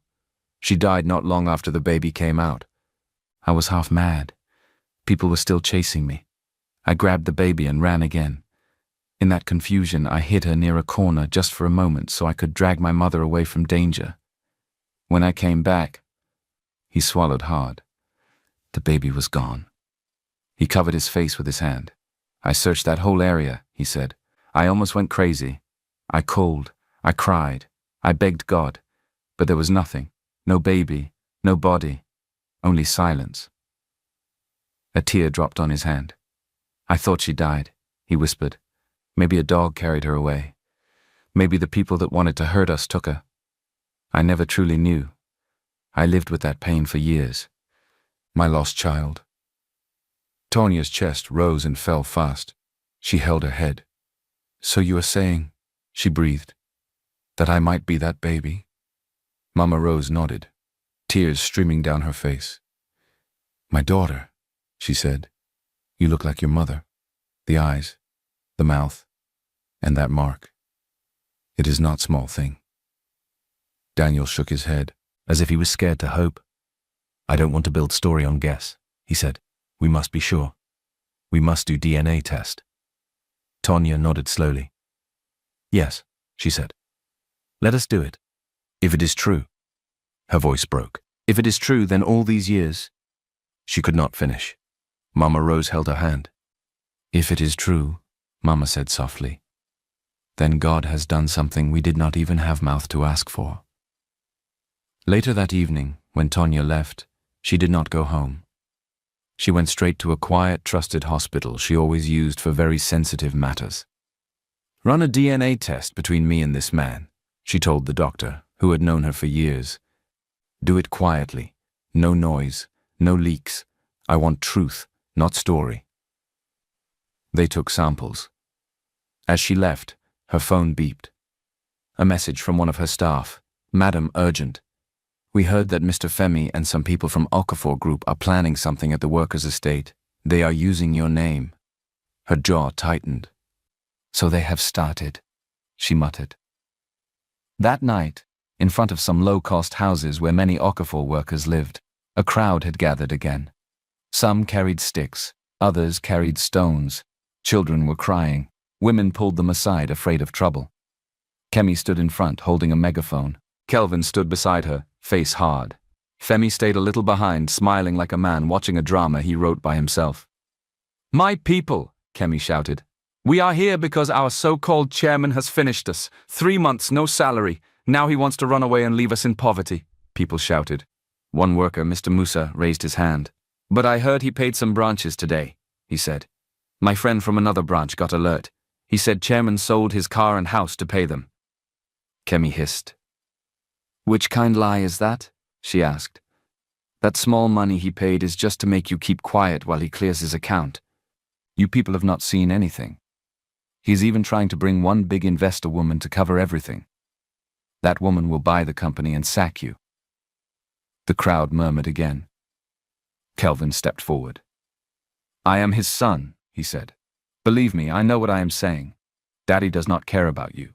He even said he is tired of carrying poor people on his head." Some people shook their heads, but others, already angry and scared, believed. Femi leaned on a car, enjoying the fire. "Let us go to his house," someone shouted. "Let us block his gate. Let us show him we are not goats." "Yes," Kemi cried. "Tonight nobody will sleep. He must answer us."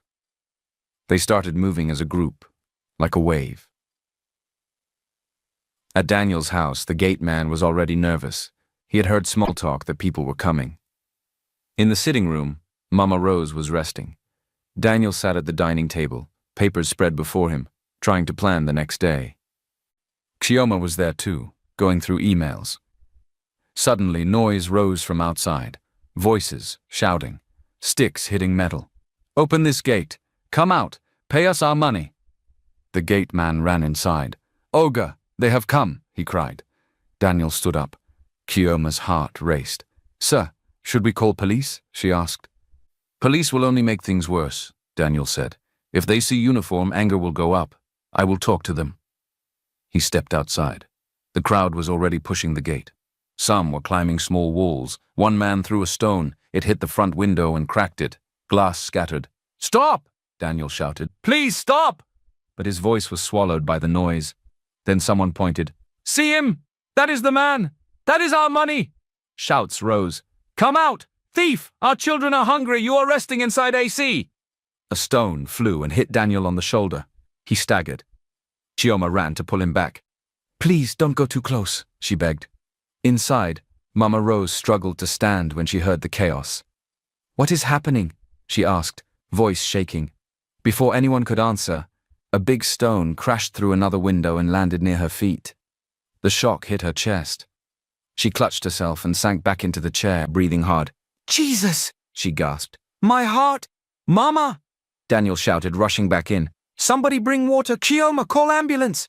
The noise outside grew louder. "Look at them!" Kemi shouted from outside. "They're playing sick to make you pity them. Don't fall for it.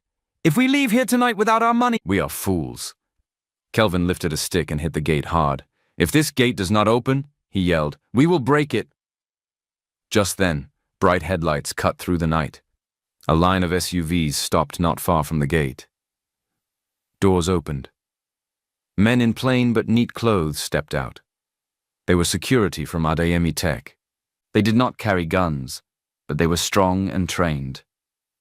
Then Tonya stepped out too. She moved toward the crowd, her face calm but firm. "Good evening, everyone," she called. Some people knew her face from news. A few lowered their sticks immediately. "That is that Adeyemi woman," someone whispered. Kemi's heart jumped. "Why is she here?" Kelvin swallowed. "Who invited you?" he muttered under his breath. Tonya walked closer, not afraid. "Please, let us keep this peaceful," she said. "Nobody here is your enemy." One angry man stepped forward. "Madam, with all respect," he said, "our children are hungry. Nobody paid us. We heard this chairman moved money. We are tired of stories." Tonya nodded calmly.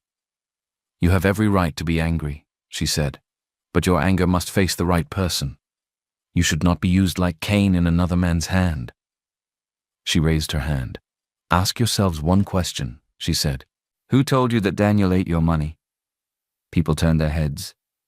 Slowly, eyes moved to Kemi and Kelvin. "They did," someone said. "His children." "Yes," another added. "They said he does not care." Tonya smiled sadly. "The same children that moved millions out of the company account for shopping, cars, and trips?" she asked. "The same ones that paid money into Femi Balogan's pocket. Have they told you that one?" The crowd went quiet. "How do you know that?" Kemi shouted, suddenly nervous. "Who are you to talk?" Tonya turned to her. "I am the woman you have been using to lie," she said. "You told these people that I want to buy the company and throw them out. Meanwhile, you were the ones making their lives hard." She clapped her hand once. One of her security men brought a file. "These are bank statements," she said, raising them. Stamped, signed, verified. "They show exactly when special project money left Okafor Group account and entered accounts controlled by you and Femi." She pointed at them. "Look well," she told the workers. "The dates match the months your salary stopped." The workers pressed closer. Tonya gave copies to some of the senior staff there. They scanned them, eyes widening. "It is true," one supervisor muttered. "The dates match, the amounts. This is wickedness." Murmurs grew. Voices shifted. "So it was not chairman that moved the money?" someone asked. Another hissed. "We have been shouting at the wrong person." Tonya raised her voice again. "As we stand here," she said, "signals are going out. Money from my company and from Daniel's assets is entering your accounts. By morning, many of you will see alert. The rest will get theirs in the next days. We came here to make sure of that." One of her staff nodded, phone in hand. "First batch sent, madam," he whispered. Some workers' phones buzzed. One man checked and gasped. "Alert!" he shouted. "Salary!" Another checked, then another. "It is true. Money has entered. My own too." The mood changed fast. Tears filled some eyes. "We almost broke his gate," one woman said quietly, ashamed. "Look at what we did." Tonya pointed at the house. "Inside, his mother just almost fainted from shock because of this noise," she said. "A sick old woman who gave all she had to help him pay you. You threw stones at her window." Heads dropped. Someone started to cry. From the doorway, Daniel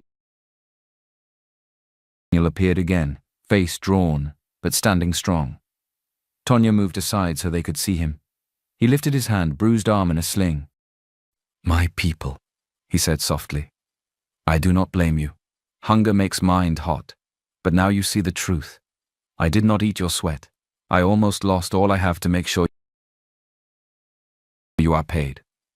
Then he turned to Kemi and Kelvin. "But you two," his voice shook, "after everything." Kelvin looked away, jaw tight but eyes guilty. Kemi forced a laugh. "Everybody calm down," she said, voice less bold now. "This is just one side of the story. Maybe Madam is lying. Maybe Daddy is using her to twist things." Before she could finish, Tonya spoke. "If you say I am lying," she said, "we can move this matter to police and court. They will trace every kobo. I am not afraid. Are you?" Kemi went silent. Femi, who had been hiding at the back, slowly started walking away. "Where are you going?" someone shouted. Several workers grabbed him. "Leave me alone," he barked. "You people are mad." One man slapped him. "You made us almost attack an innocent man," he screamed. "You will not escape this." The crowd turned, from Daniel to the real enemy. For the first time, Kemi and Kelvin realized Femi might not be able to save them. And for the first time, the workers saw clearly who had truly been on their side. The next morning, news spread fast. Workers told their families. Neighbors told neighbors. Somebody had taken video at the gate and sent it around. In the video you could see Tonya standing with the file, the bank statements. Workers checking phones and shouting as alerts came. Femi trying to run, people calling him thief. People began to change their tune. "That Daniel," they now said, "is a real man. He sold his house to pay them. Not many big men will do that." But the damage to his name was still deep in some circles. Femi had planted too many lies already, especially among other big men and investors. At Adayemi Tech's private office, Tonya sat with her legal team and a trusted doctor. On the table were two envelopes. One was from the trusted hospital, where she had done the DNA test privately. The other had just arrived from another clinic that Femi had recommended earlier, when he tried to enter her life more. He had said, "In case you ever want to check who your father is, I know a doctor. I will help you. We can do tests together. Maybe I am the one." She had agreed then, just to see what game he was playing. So that test had also been done, quietly. Now both results were ready. Her lawyer, Barrister Efe, spoke. "Madam, we already suspect which one is real and which is fake," he said. "It is good we have both. I'm sure Mr. Femi will try to use his own result in public first." Tonya nodded. "And when he does," she said, "we will be ready." In Femi's camp, things were not so calm. He had been questioned by police overnight but was released on bail because of his connections. He came out angry and more dangerous. That Daniel is stubborn, he growled, pacing his living room. But I will still finish him. If we can control Tanya, we control the money. If we control the money, we control everything. Kemi and Kelvin sat on the sofa, worried. Uncle, these videos are going everywhere, Kelvin said. People are seeing your name in the matter. Maybe we should calm down small. Femi turned sharply.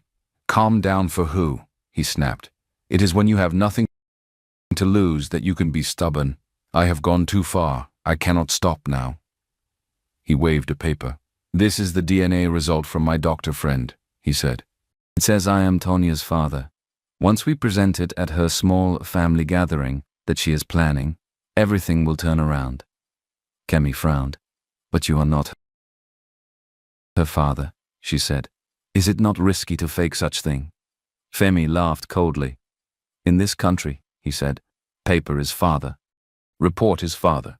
People believe what they see in envelope. Truth can sleep, lie can dress well and walk around, and nobody will know until it is too late. Kelvin swallowed. He looked away, shame fighting pride in his chest. Tonya, on her side, had called Daniel. I will be hosting a small private dinner in 2 days, she told him. Just close partners and close friends. I want you and Mama Rose there. Daniel hesitated. Tonya, with all this drama, maybe I should not come, he said. I don't want to drag you down. She smiled over the phone. Daddy Daniel, she said softly, you are not dragging me down. You are part of why I am here. This is my table too. You will sit there. He could not argue. She added, and that other DNA test we did? The result is ready. I think it is time we all know the truth. His heart beat faster. Okay, he said quietly.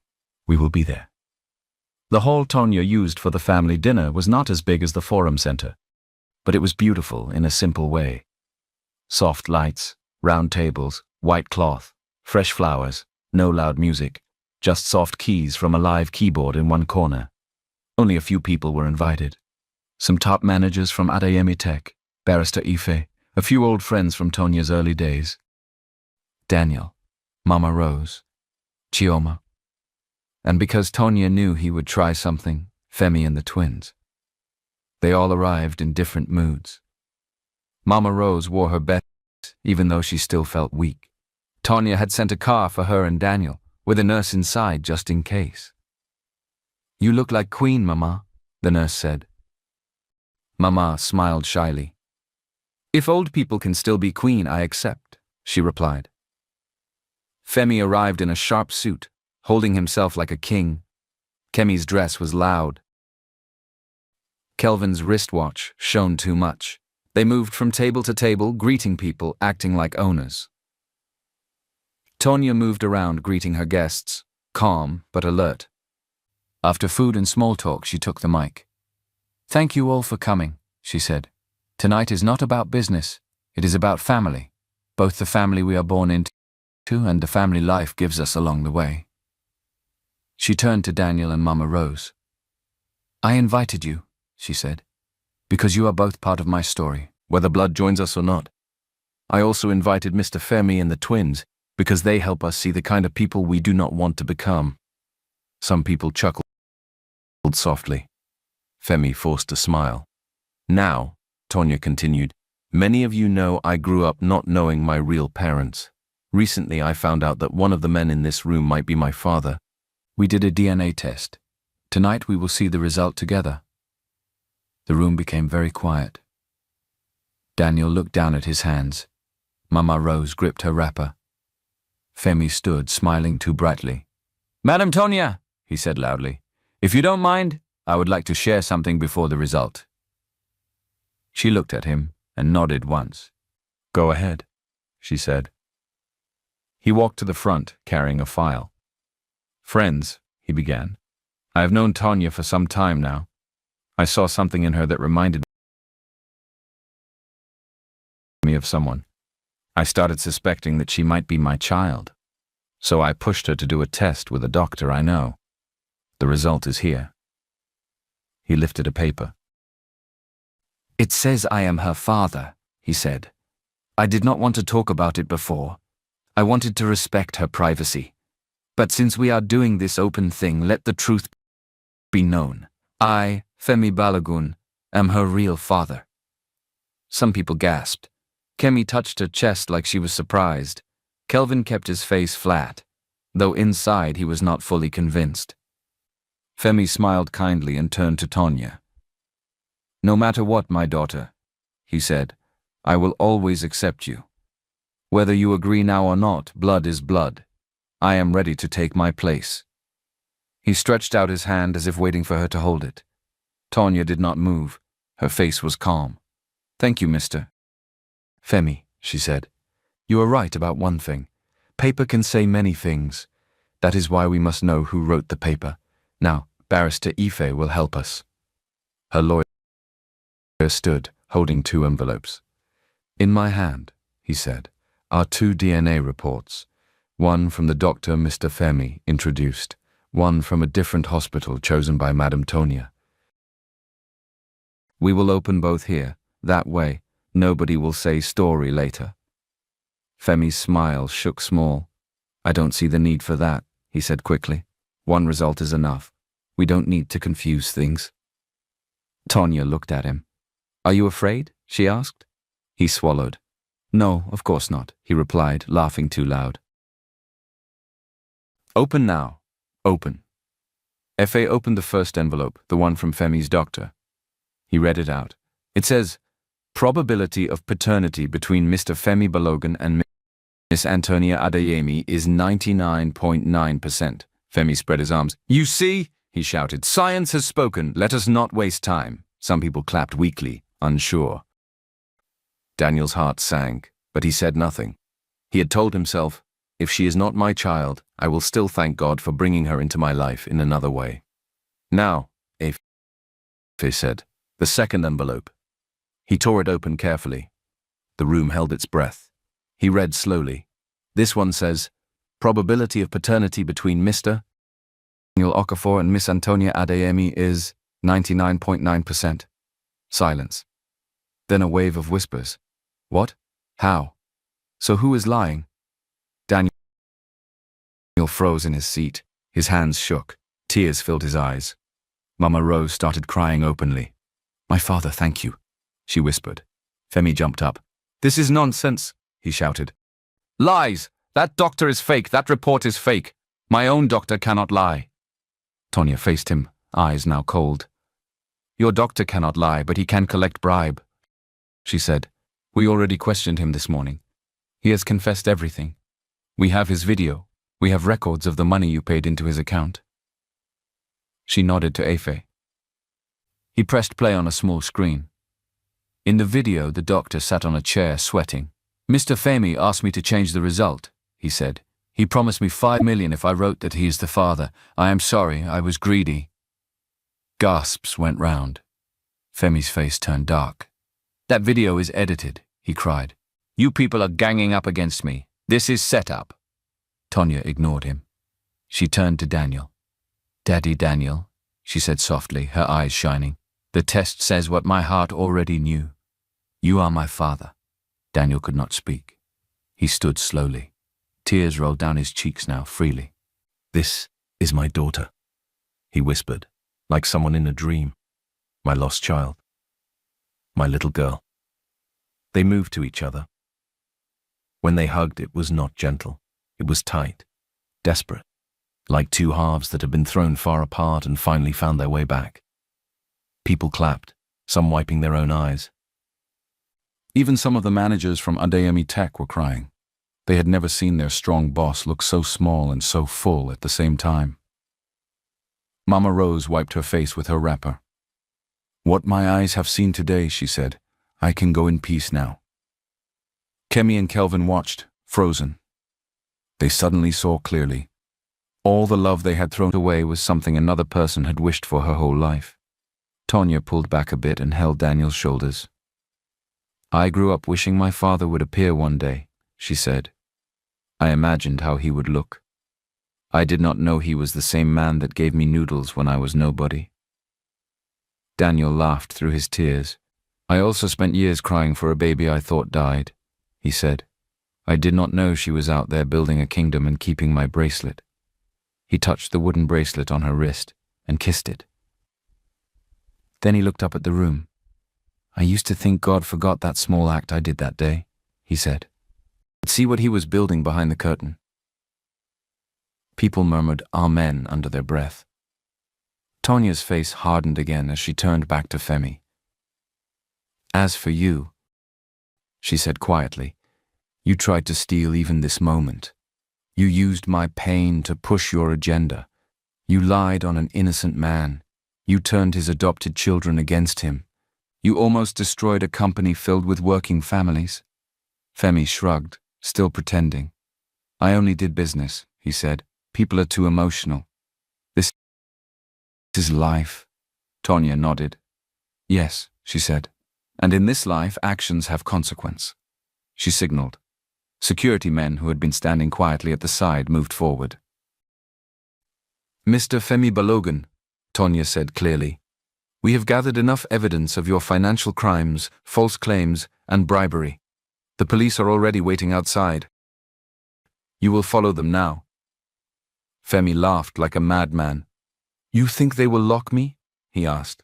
You think you are powerful? You are just small girl. I have people. Yes, she replied calmly. And your people have also started talking. When trouble comes, everybody saves their own head first. As if on cue, one of his close men slipped out of the room quietly. Another had already gone earlier. Femi's smile finally cracked. He tried to run, but security held him. You will regret this, he shouted, struggling. Tonya's voice stayed steady. I already regretted knowing you the day you helped my almost brother and sister to fight their own father, she said. Now I am just fixing that mistake.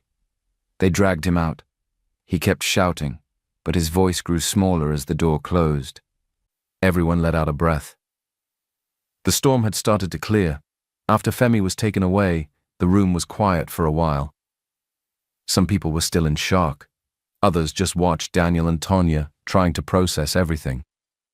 Kemi and Kelvin sat with their heads down. For the first time in a long time, they had no words. Tonya turned to them. Stand up, she said softly. They stood slowly. Up close, they did not look like big people anymore. Their faces looked young and lost. Sister. Brother, she began, then paused, correcting herself. Kemi. Kelvin. They looked at her, their eyes red. I will not pretend I didn't feel pain, she said. You joined a stranger to destroy the man that gave you everything. You told lies. You moved money that did not belong to you. You made poor people suffer. That is not small thing. Kelvin dropped his eyes again. Kemi swallowed. I'm sorry, she said, voice small. We were angry. We wanted more. We allowed Uncle Femi to fill our head. We forgot how Daddy carried us when nobody wanted us. Tears rolled down her face. Kelvin spoke too. I'm sorry, sir, he said, looking at Daniel. I was proud. I felt like we were just picked children, and you did not trust us with power.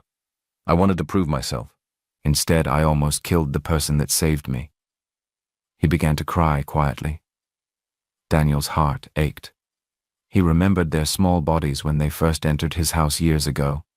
The way they used to hold his hand, the way they laughed when he bought them ice cream. He also remembered the insults, the lies, the sticks hitting his gate, the way Kelvin had said, You are old, step down. Tonya watched his face. Daddy, she said gently, it is your call. Law can take them. We have enough evidence. But you are their father. What do you want? Daniel took a long breath. I will not send them to prison, he said finally. Their mother already died. I cannot kill them while she is in the grave, but I also cannot pretend nothing happened. He turned to them. From today, he said, you two are no longer part of Okafor Group management. You will have no access to company accounts or decisions. The house I mortgaged is no longer ours, so there is no family property to fight for. You will start again, like all the people you once looked down on. Kemi nodded, crying harder. "Yes, sir," she whispered. "You will also stand before the workers you deceived," Daniel continued, "and say the truth. You will tell them it was you, not me, not some invisible hand. You." Kelvin's shoulders shook. "I will do it," he said. "I promise. As for money you spent," Daniel added, "you will work and repay it slowly for the rest of your life, even if it takes many years. You will not be destroyed, but you will not enjoy stolen things again. That one is over." They both whispered, "Thank you," through tears. Tonya nodded slowly. "Mercy with consequence," she said. "That is how it should be." She turned to her lawyer.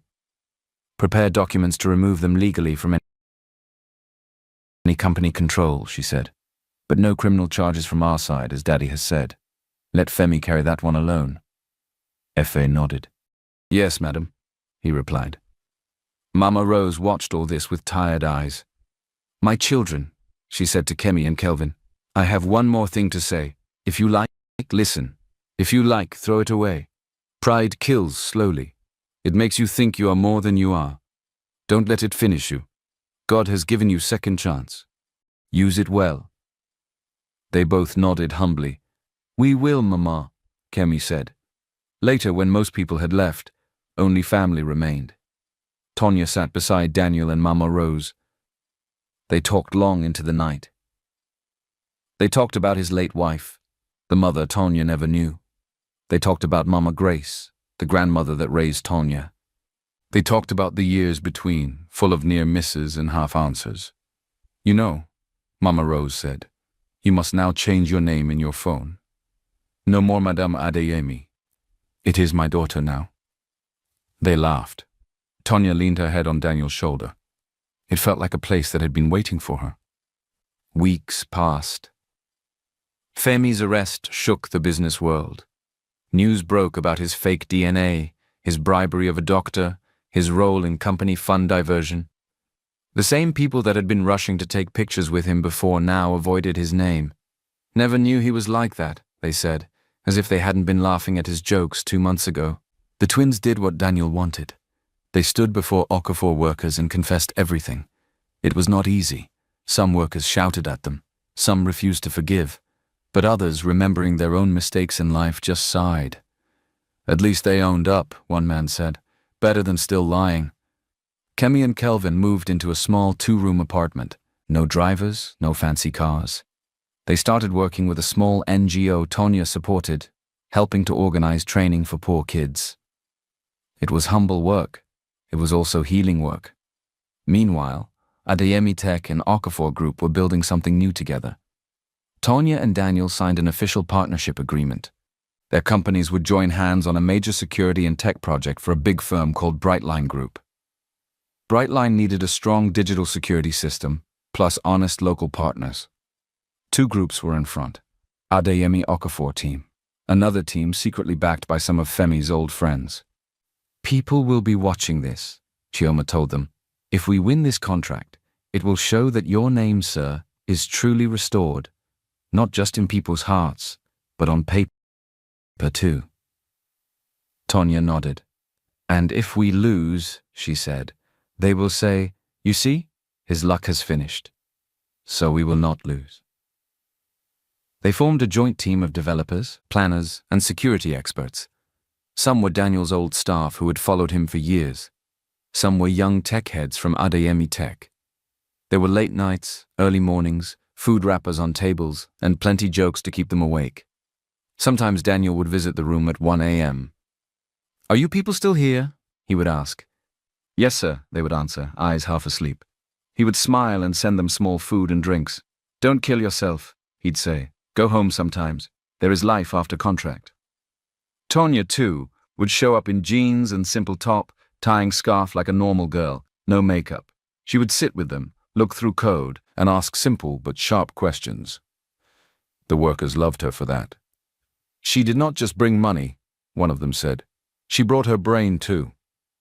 The other team, led by one of Femi's old partners, did not rest either.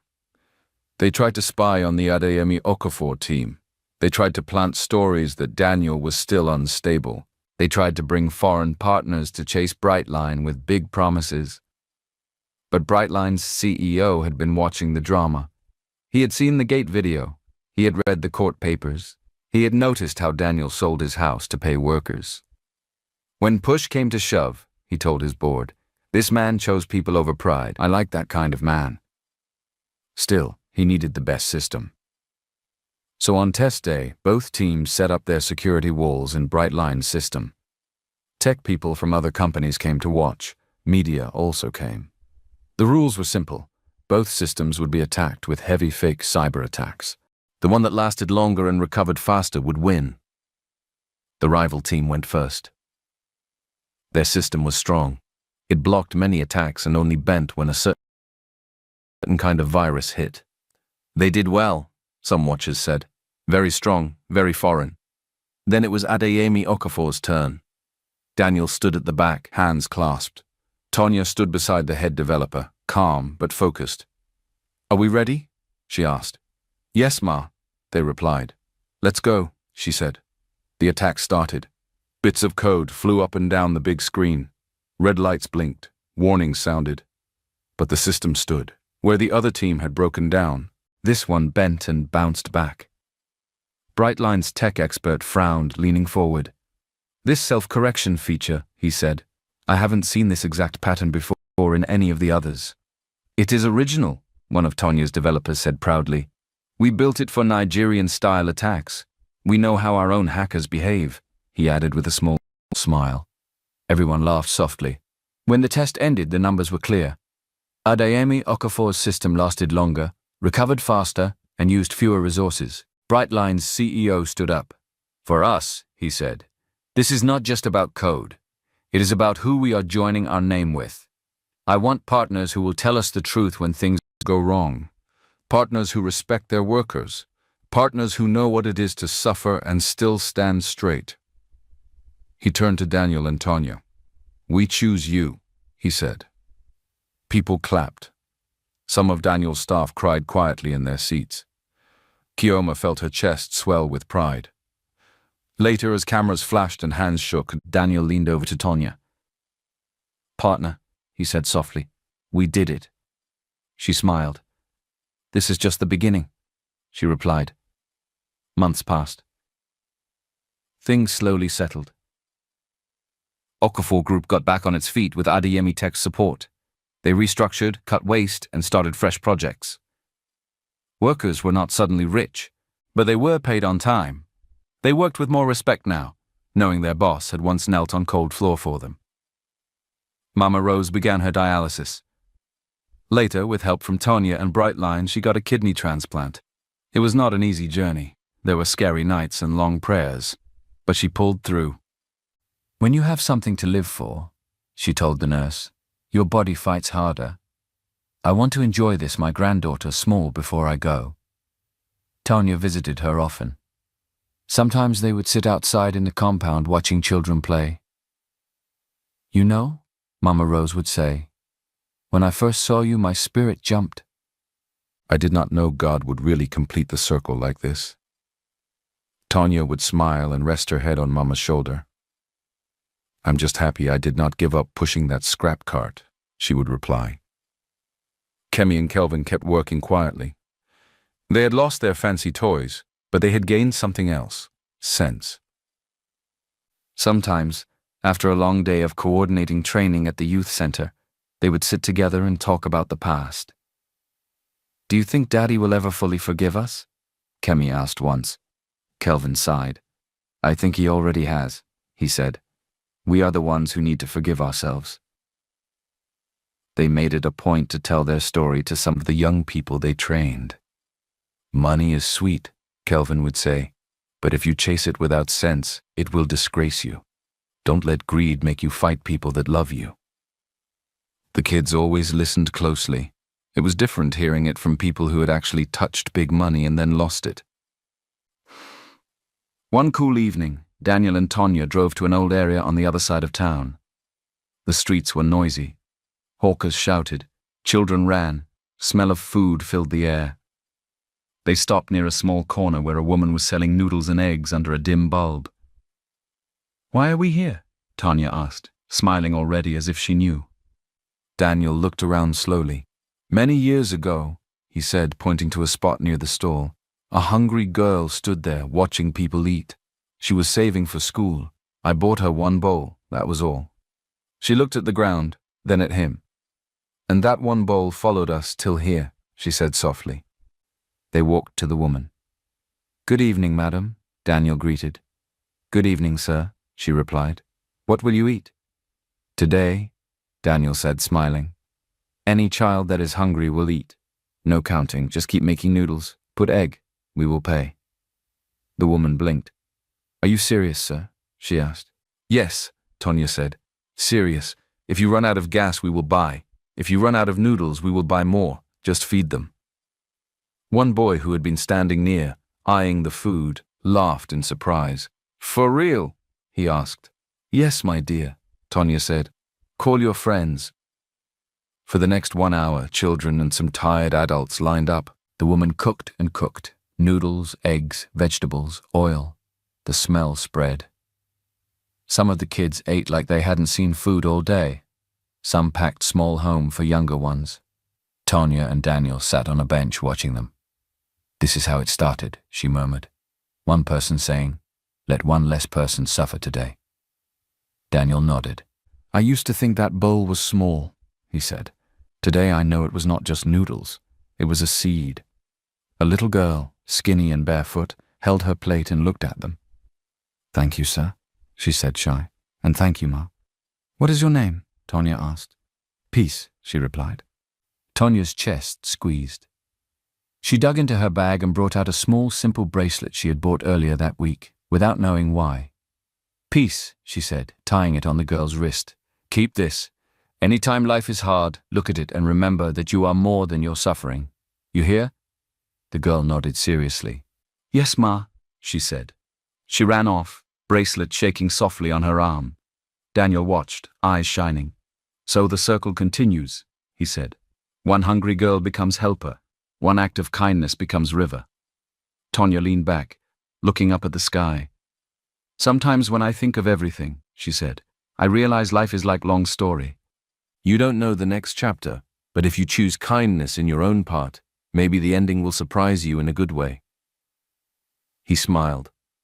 You know you are the one that will tell this story in tech conferences, he teased. I will just be the old man in the corner nodding. She laughed. No, she said. You are the main character. I am just the twist. They sat there until the night got deeper and the street quieter. Father and daughter. Two partners. Once separated by pain and fear, now joined by truth and grace. Somewhere in a small room not far from there, Peace would sleep that night with a full stomach and a bracelet on her wrist, not knowing that big doors had just opened for her future. Tonya had already told Chioma, find that girl tomorrow, take her name, we will pay her school fees. And far away, in a prison cell, Femi sat alone, replaying his choices. He had grabbed at money and power until his hands were empty. The world had moved on without him. But in this small corner, under one bulb and beside one noodle pot, a new story was starting again. All because many years ago one tired man stopped, looked at one hungry girl and said, helping one person means one less sufferer. And that one girl never forgot.